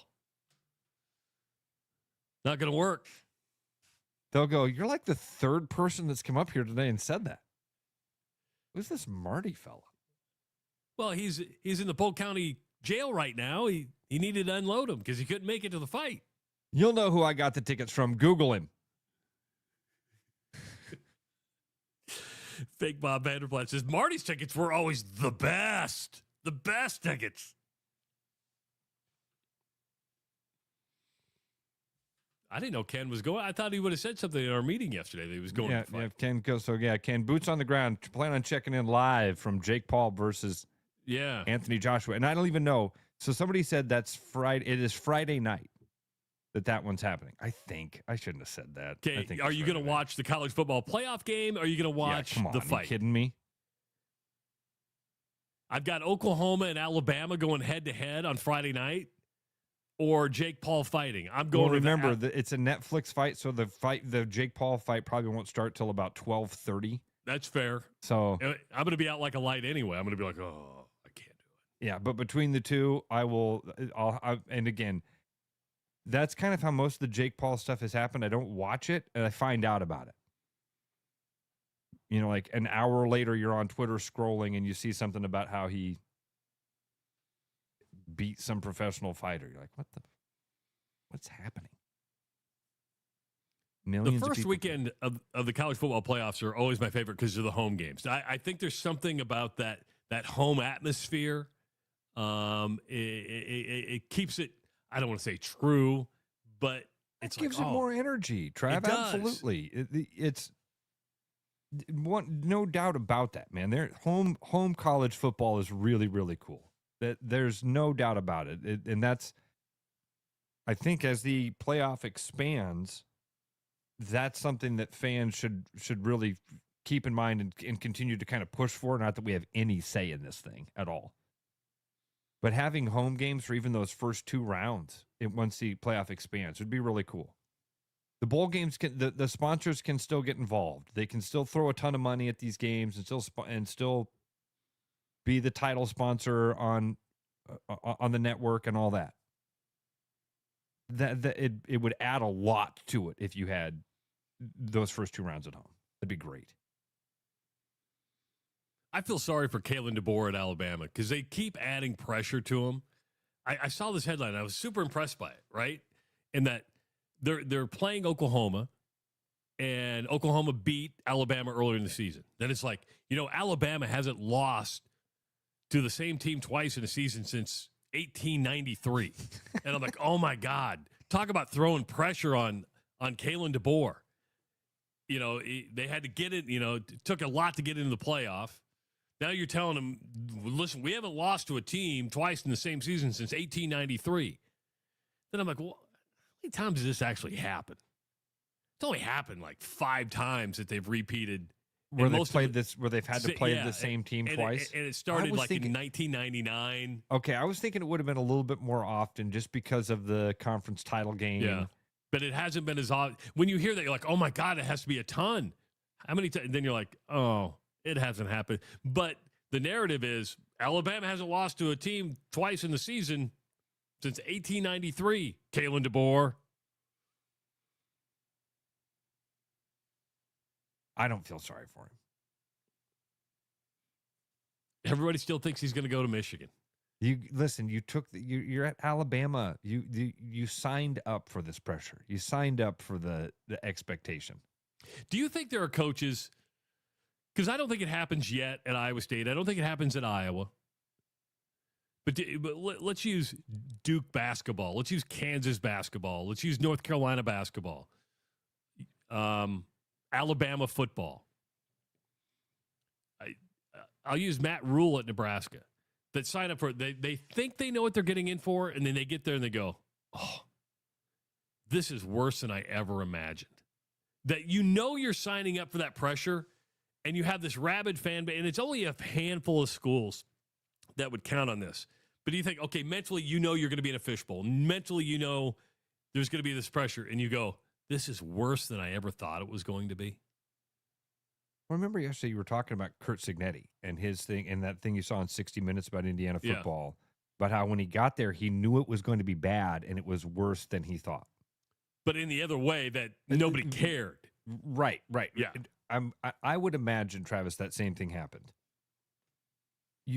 Think about you've always dreamed about, you've always put this thing on a pedestal. Alabama? You put it on a pedestal, and then you walk in there and you find out, oh, it's a lot of hard work that goes into this. There's a lot of infighting. There's a lot of personalities. There's a lot of egos. I would imagine he's going through that. I think it was Ray Perkins who replaced Bear Bryant, and it's not like he lost, but it wasn't to where Bear Bryant. It wasn't Bear Bryant. Gene Stallings even won a national title at Alabama, and it was like, he dressed like him. And it was still, I got to get out.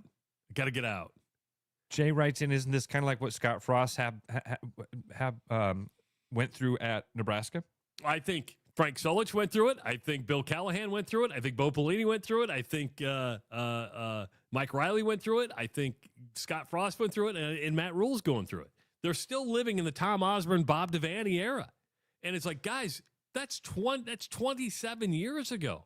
You have to let it, until you let it go, I don't know if you can grow. Now, coaches don't go in there. Let's use Kalen DeBoer.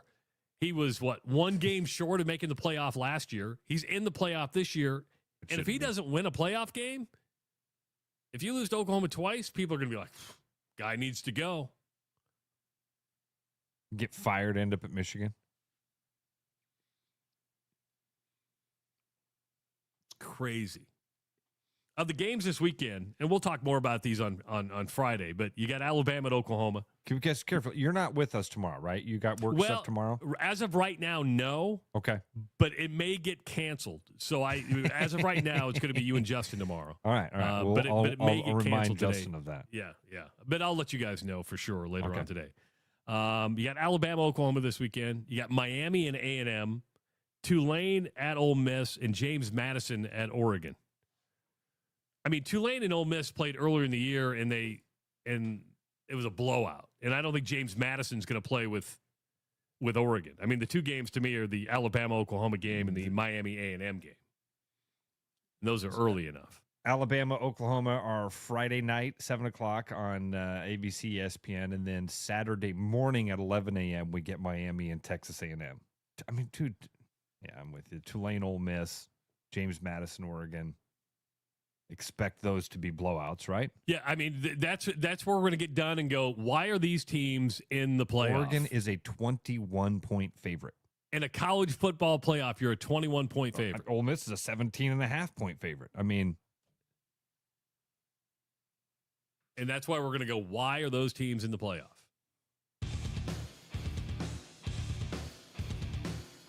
Get a couple of good ones to get us started. That's right. For sure.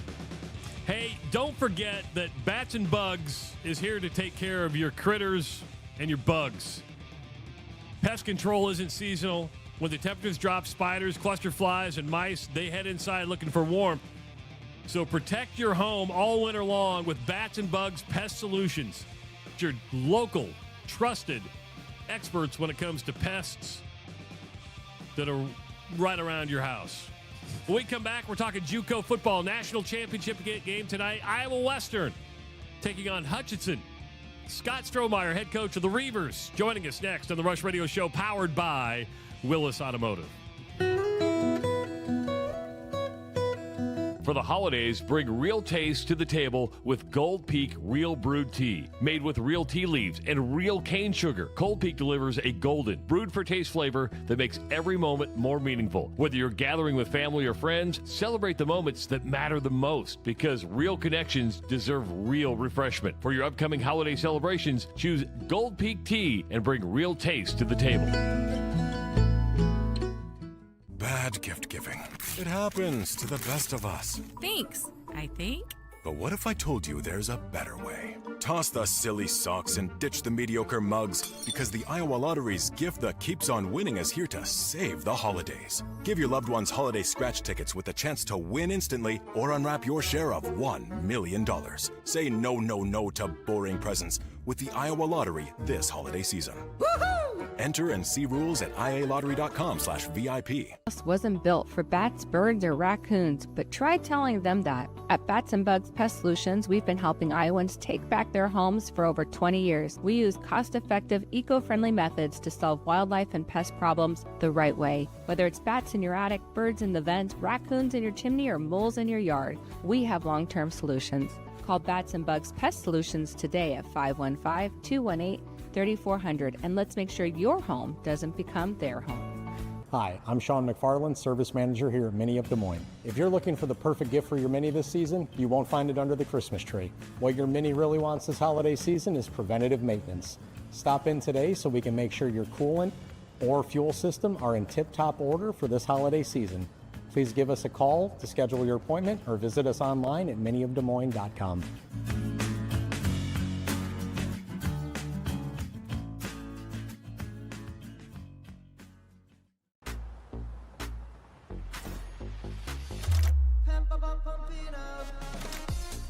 A fuel choice that even rivals can agree on? Now that's worth the hype. Pump it up with Unleaded 88.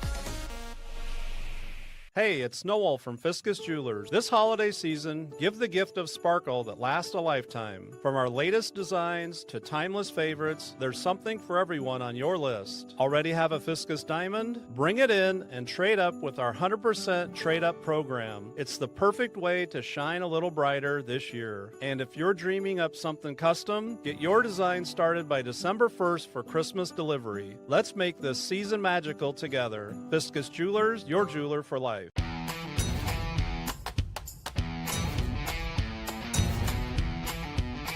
The largest selection of German beer in the world? You'll find it at the Hessen House. From Doppelbocks to Oktoberfest to Hefeweizens and Dunkels, there's no passport needed for the deliciously different beer and food at the Hessen House. So grab your friends and make it a fun night out. The Hessen House, 4th and Court, Des Moines. You know, Brian, at Central City, we really do have the best selection around. I know, high quality stuff you can't find anywhere else. Whistle Pig Plantation Rum. Yeah, and over 150 of the best scotches on earth. And a ton of bitters, mixers, and more. You know what we are? High class. Definitely high class, yeah. Make way for the natty. Okay, maybe medium class. Central City Liquor is home of the 10% cash coupon. And the wooden nickel program. Hi everyone, it's Marion with Willis. Christmas is coming up and that means traveling to see your family. You can't see your family if you can't see the road, and you can't see the road with old wiper blades. So come on down to Willis to get $10 off a set of wiper blades with the purchase of an oil change for the whole month of December. Give us a call or schedule online at willisvolvocars.com.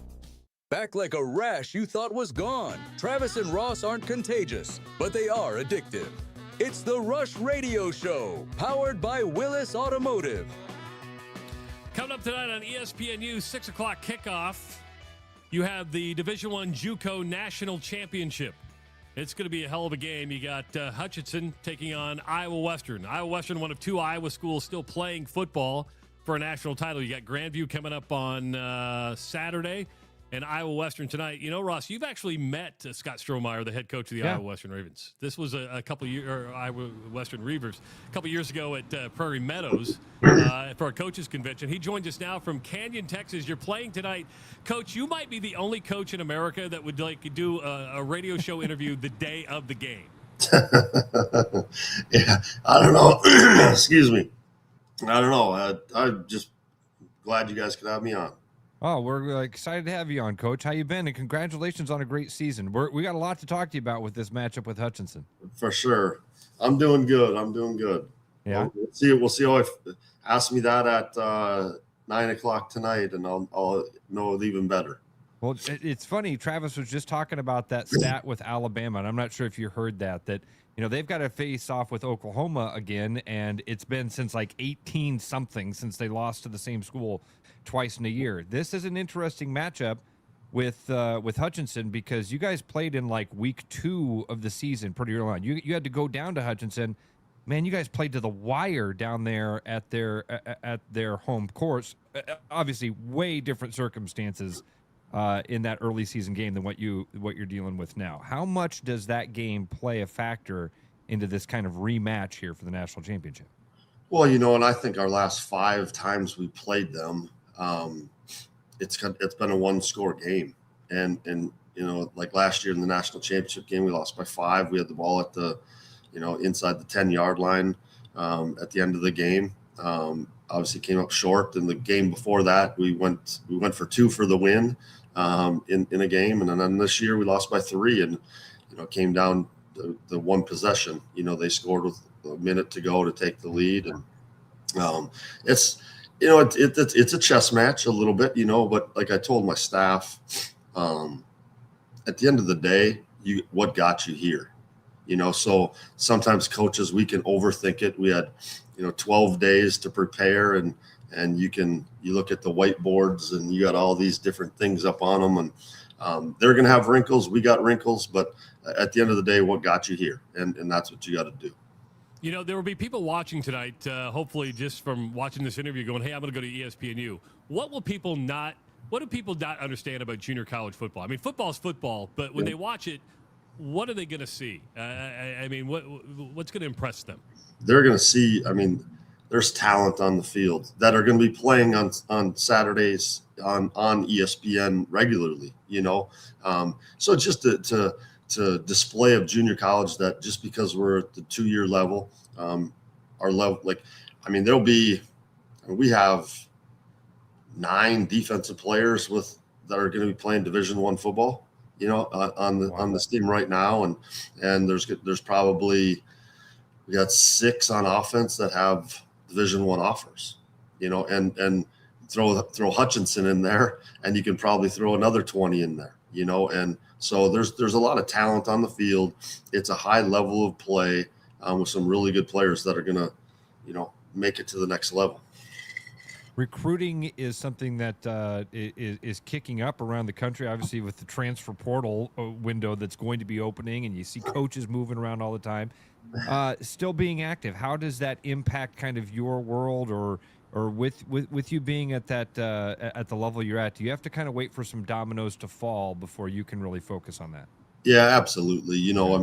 I think our high school recruiting has amped up a lot more early than it has in the past since the portal, and then now with all the coaching changes and like I said, that portal window opening up, we let kind of the dust settle a little bit, and there's some that maybe we knew about, or we already have a couple that we know are in the portal, are going to go into the portal that are already coming. It's from, we have a teammate or a kid on our team that played with them in high school or played against them or whatever, and kind of started that process. The kids have, and then once we can get in on it, we'll get in on it.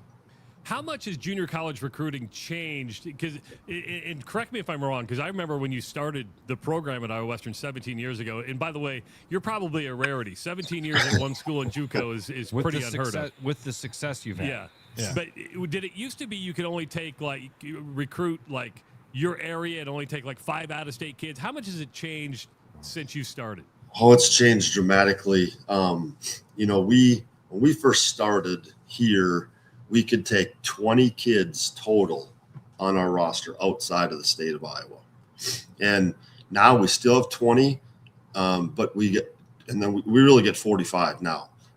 25 of them have to be from border states, which is huge for us because we're Iowa and a border state with Nebraska being so close. So when we first started, yes, we would recruit the state of Nebraska, but you couldn't take them all. Right. And I think that was the thing with some coaches when we first got going, maybe disappointed that we didn't recruit a player. But in those times, those were Division I players. That's all we could take.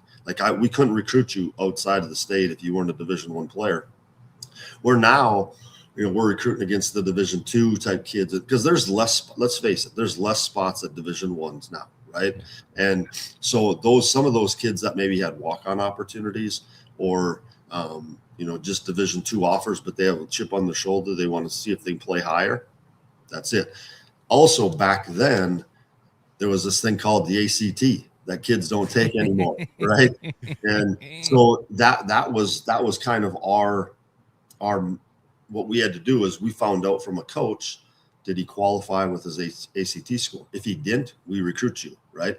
If you did pass it, then we're probably not going to recruit you outside the state, right? Because if you have the ACT score, and you're good enough, some Division I's going to take you. Where it's changed so much. I still remember way back, a coach would bring in a kid who's a good player, say from, say Florida, and he got a 20 on the ACT. And I'll be like, why has no one in Florida offered him if he's that good, right? And so now we have to evaluate every kid, and we're getting a better student today. And I don't want to say that in a bad way that we had all bad students back then, but we're recruiting everybody now.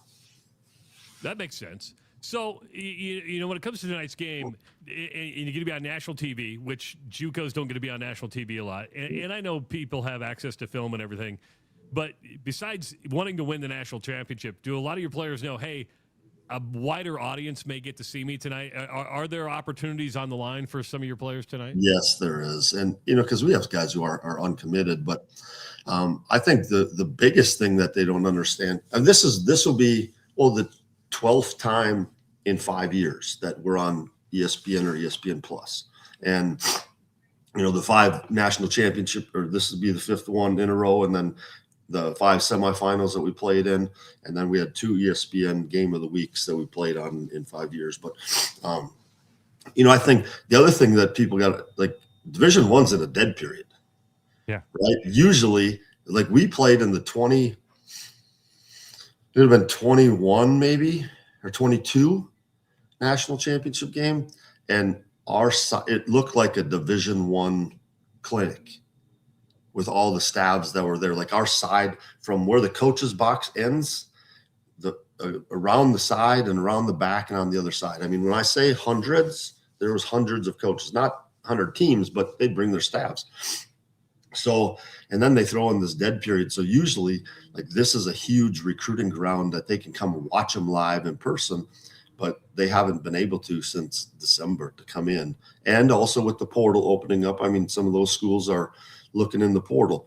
But what people got to understand, where it's getting to now is we made it through the COVID stage where everybody got their extra year of eligibility. That hurt our recruiting, right? Because they weren't signing as many. Just get through that, and then they throw the transfer portal on, And, some teams are realizing not every school has the financial resources to go buy every player, right, that they want.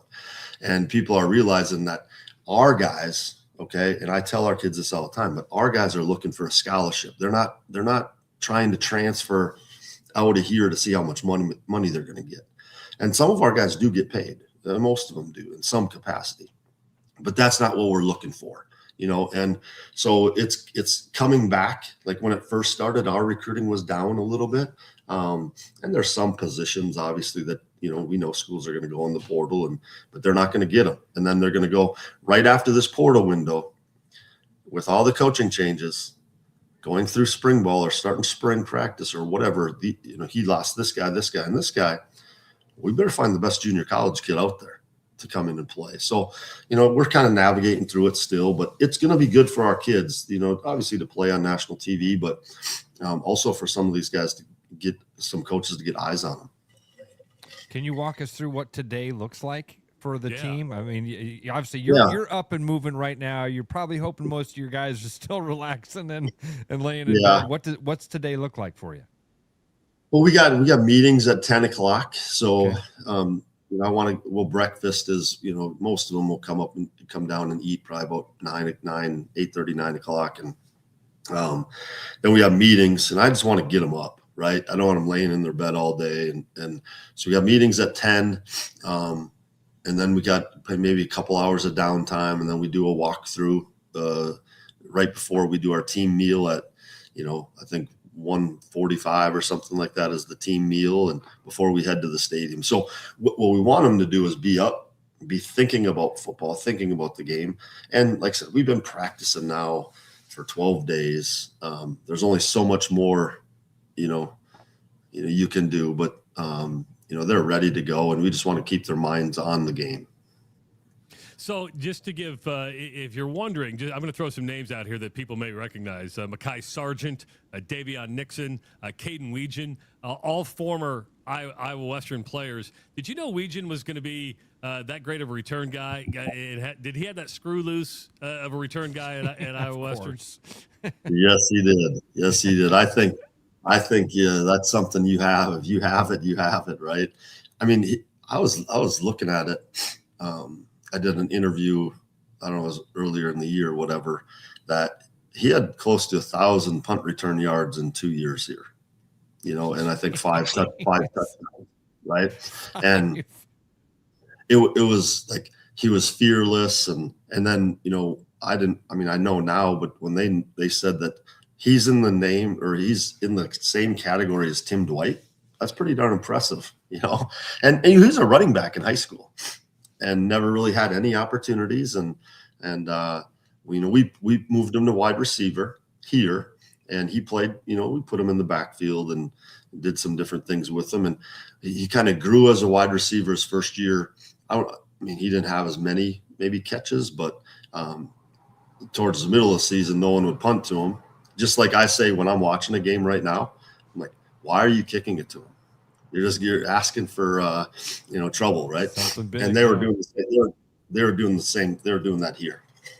So, what is your relationship like with Kirk Ferentz, now Jimmy Rogers? Let's say Joe Woodley, Todd Stepsis. So, how often do they come to your campus and talk to you and talk to your players? Iowa every year comes through, and Iowa's not a huge junior college recruiting school, right?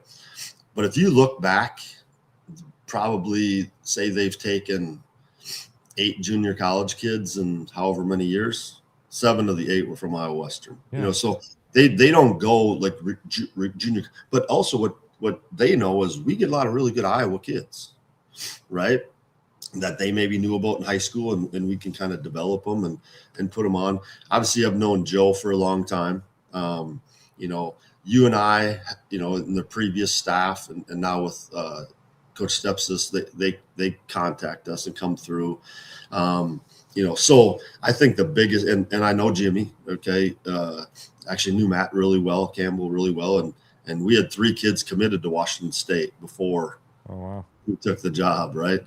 And actually just talked to him yesterday on the phone, because we have one kid committed there And then we have another kid committed someplace else that he just wanted to see if he was still available and that he recruited before. So the relationships are there. And I think the biggest thing with people like, and that's what, in Iowa's case, they may not be taking a junior college kid, but they stop in every single year, right? Maybe twice a year. LeVar Woods does. And Kirk's been on campus before. And obviously with Makai Sargent, Davion Nixon, Caden Weegan, all those guys that were impact players. Nick Easley played there, a wide receiver a few years back. Yeah. And, I think in maybe like 2014 or 15. So we've had some players that go in there. I think what people understand if they recruit this place is, number one, we're upfront and we're honest, right? Those coaches make a heck of a lot more money than I do to decide if a kid can play football, right? But they ask me the hard questions. Right. Yeah. And I tell our kids all the time, like, I wouldn't be here 17 years if I just made stuff up and just pushed them, to that level. But they know that they're well coached, because a lot of times in junior college, what some people are afraid of is that when they only get 2 years with them, well, the first year is almost a wash because they got to adapt to the game or the offensive style or defensive style. And our kids are coming in prepared. We don't have a lot of guys going and not making it at the 4-year level. Now, I'm not saying they're starters right away, but you're not wasting a year with them to try to develop them.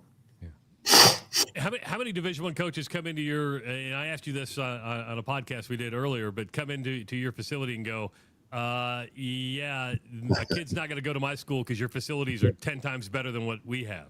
There's quite a few. There's quite a few that come through it. And then, we're fortunate, obviously, with the facilities we have.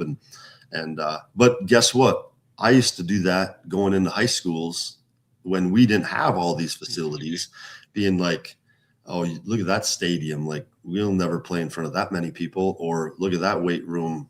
And we have all that stuff now to where, and I think that's from our administration. They want it to feel big time. I think, and that's important. And so when they come in, that, they enjoy their experience and also they have nice, last week we got to practice inside because it was cold. Not really any junior college in the country can say that.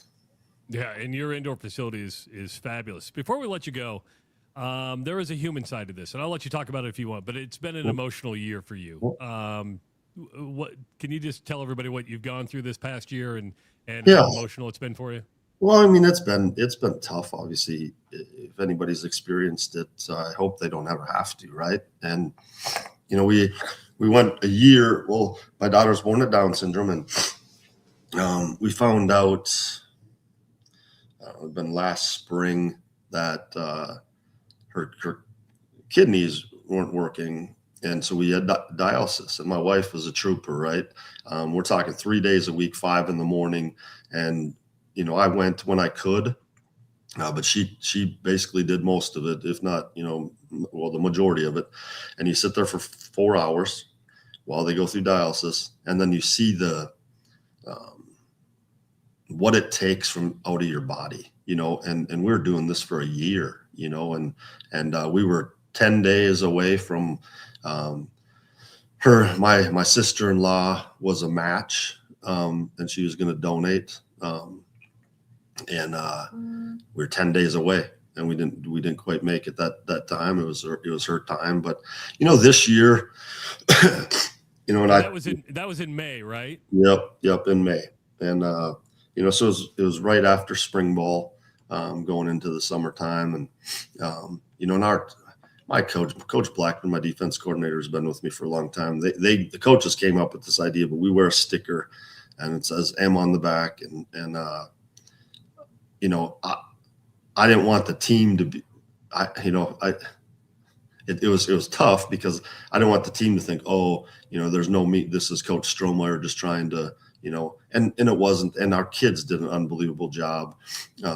And I think the approach that I took on it was what I explained to the players is they chose, they wanted to wear it. And I said, here's what this sticker means. It's not just about Coach Strohmeier and his daughter.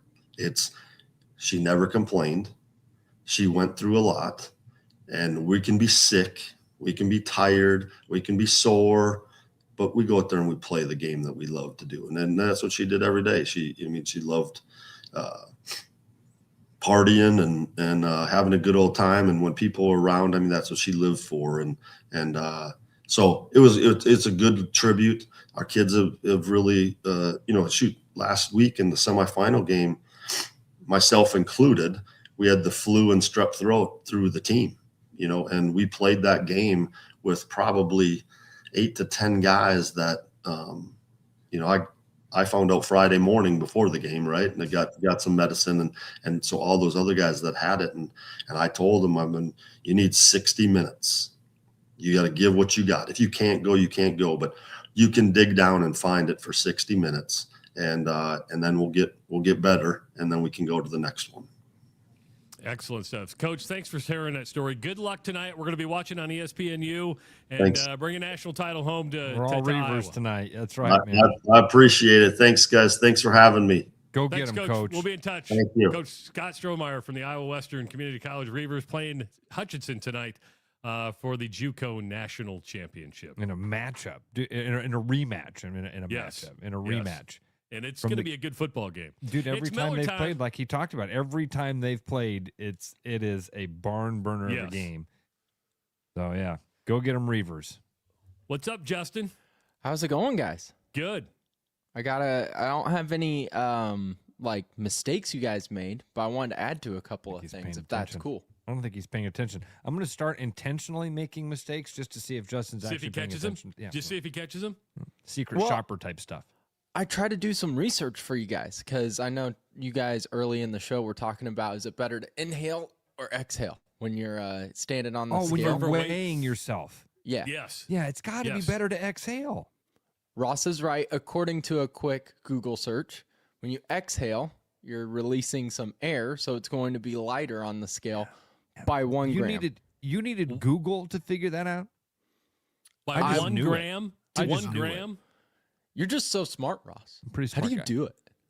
Just know stuff. But yeah, so today, Trav, let's see if you notice that 1 gram. Yeah. You got to exhale as much. You got to get yourself exasperated. Okay. Okay. I can do that. I think I can do that. And then the last thing I wanted to add to is the NBA Cup, because I'm with you. It's confusing. The floors that they do give me a migraine when I'm watching those games where it's like the bright neon colors. But it worked on me last night because I am a Spurs fan and I did watch it. Like I watched every minute of it. And it was. But did you watch it as a game or did you watch it as a cup, like if something's on the line? I mean, so I wasn't like sweating out every play, but if it would have been Spurs Knicks regular season game, I'm probably not as into it. I'm not watching every minute because it is a championship. Now, I'm with you. If the Spurs win that, am I hanging a banner? Am I going out and buying one of those 2026 NBA Cup champions hats? No. I think, though, they hit on it in the broadcast where the best part about this and the people are most hyped about it are those two-way players, the ones from the G League and on the Knicks that are about to make like double their salary. Yes, in one that's what I'm saying. Those guys that's a championship to them, man. That's a huge thing. So it is stupid. I'm not a huge fan of the NBA Cup. It did kind of work on me though. Like I kind of get it now.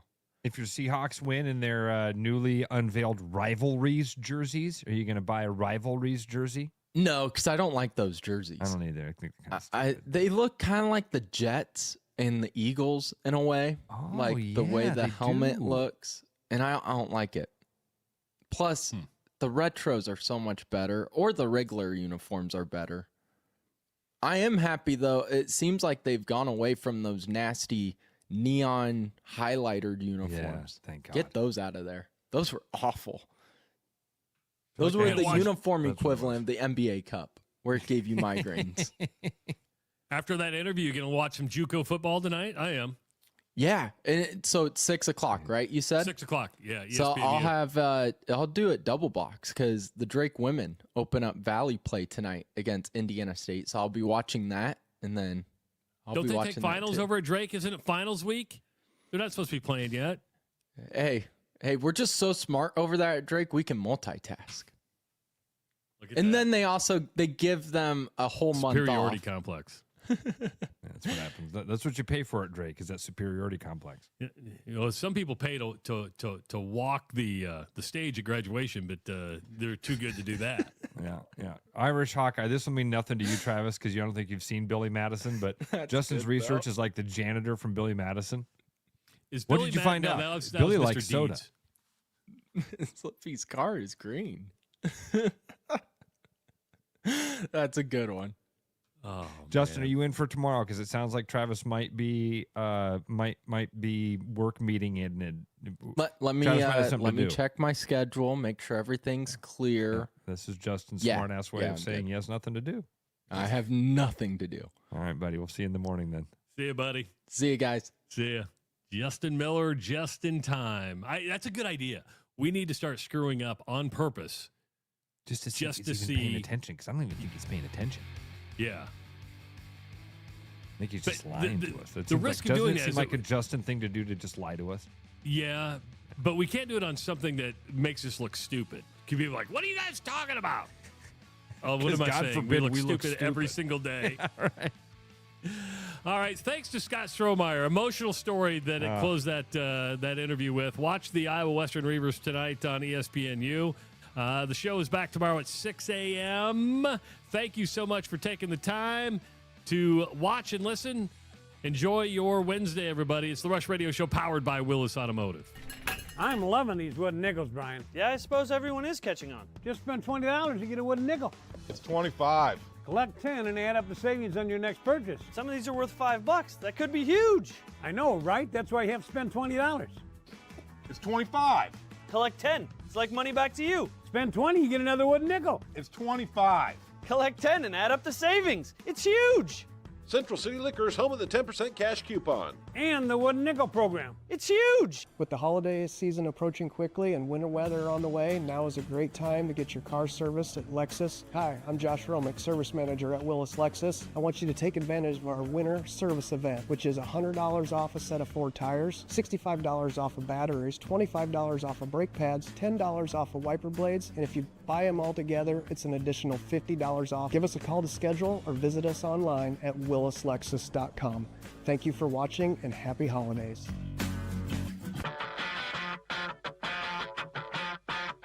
Get ready, Des Moines. College basketball is heating up at Casey Center.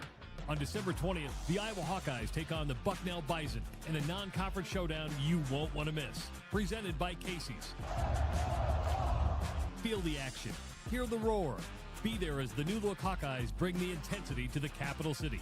Tickets are going fast. Grab yours now at HighVTix.com and be part of the excitement on December 20th. Iowa versus Bucknell, presented by Casey's. December 20th, only at Casey Center. Be there. Bad gift giving. It happens to the best of us. Thanks, I think. But what if I told you there's a better way? Toss the silly socks and ditch the mediocre mugs, because the Iowa Lottery's gift that keeps on winning is here to save the holidays. Give your loved ones holiday scratch tickets with a chance to win instantly or unwrap your share of $1 million. Say no, no, no to boring presents with the Iowa Lottery this holiday season. Woohoo! Enter and see rules at ialottery.com/VIP. 'Tis the season to share great taste. Grab a refreshing Coca-Cola and make every moment a celebration. Locally made, nationally loved, Coca-Cola is the real deal when it comes to holiday cheer. Whether you're kicking back after the game or hosting the crew, nothing hits like that crisp, fizzy taste. Make this season yours. Grab an ice-cold Coca-Cola today. Missing a quality home-cooked meal? You know, the kind Mom used to make? Lucky for you, we found her recipe book. Welcome to the High Life. Welcome to the Champagne of Bars. Every business has priorities, and Priority One Heating and Cooling is no different. As a service provider, we prioritize quality air conditioners and furnaces that will keep your home at your comfort level year-round. As a small business, we prioritize doing things the right way and treating people fairly. As a truly local business, we prioritize our community. As a veteran-owned business, we prioritize duty and commitment. For big business service with local value, trust your home to the place where you are always priority one. Back to The Rush. Strong opinions, weak filters, and just enough sense to stay on the air. It's The Rush Radio Show, powered by Willis Automotive.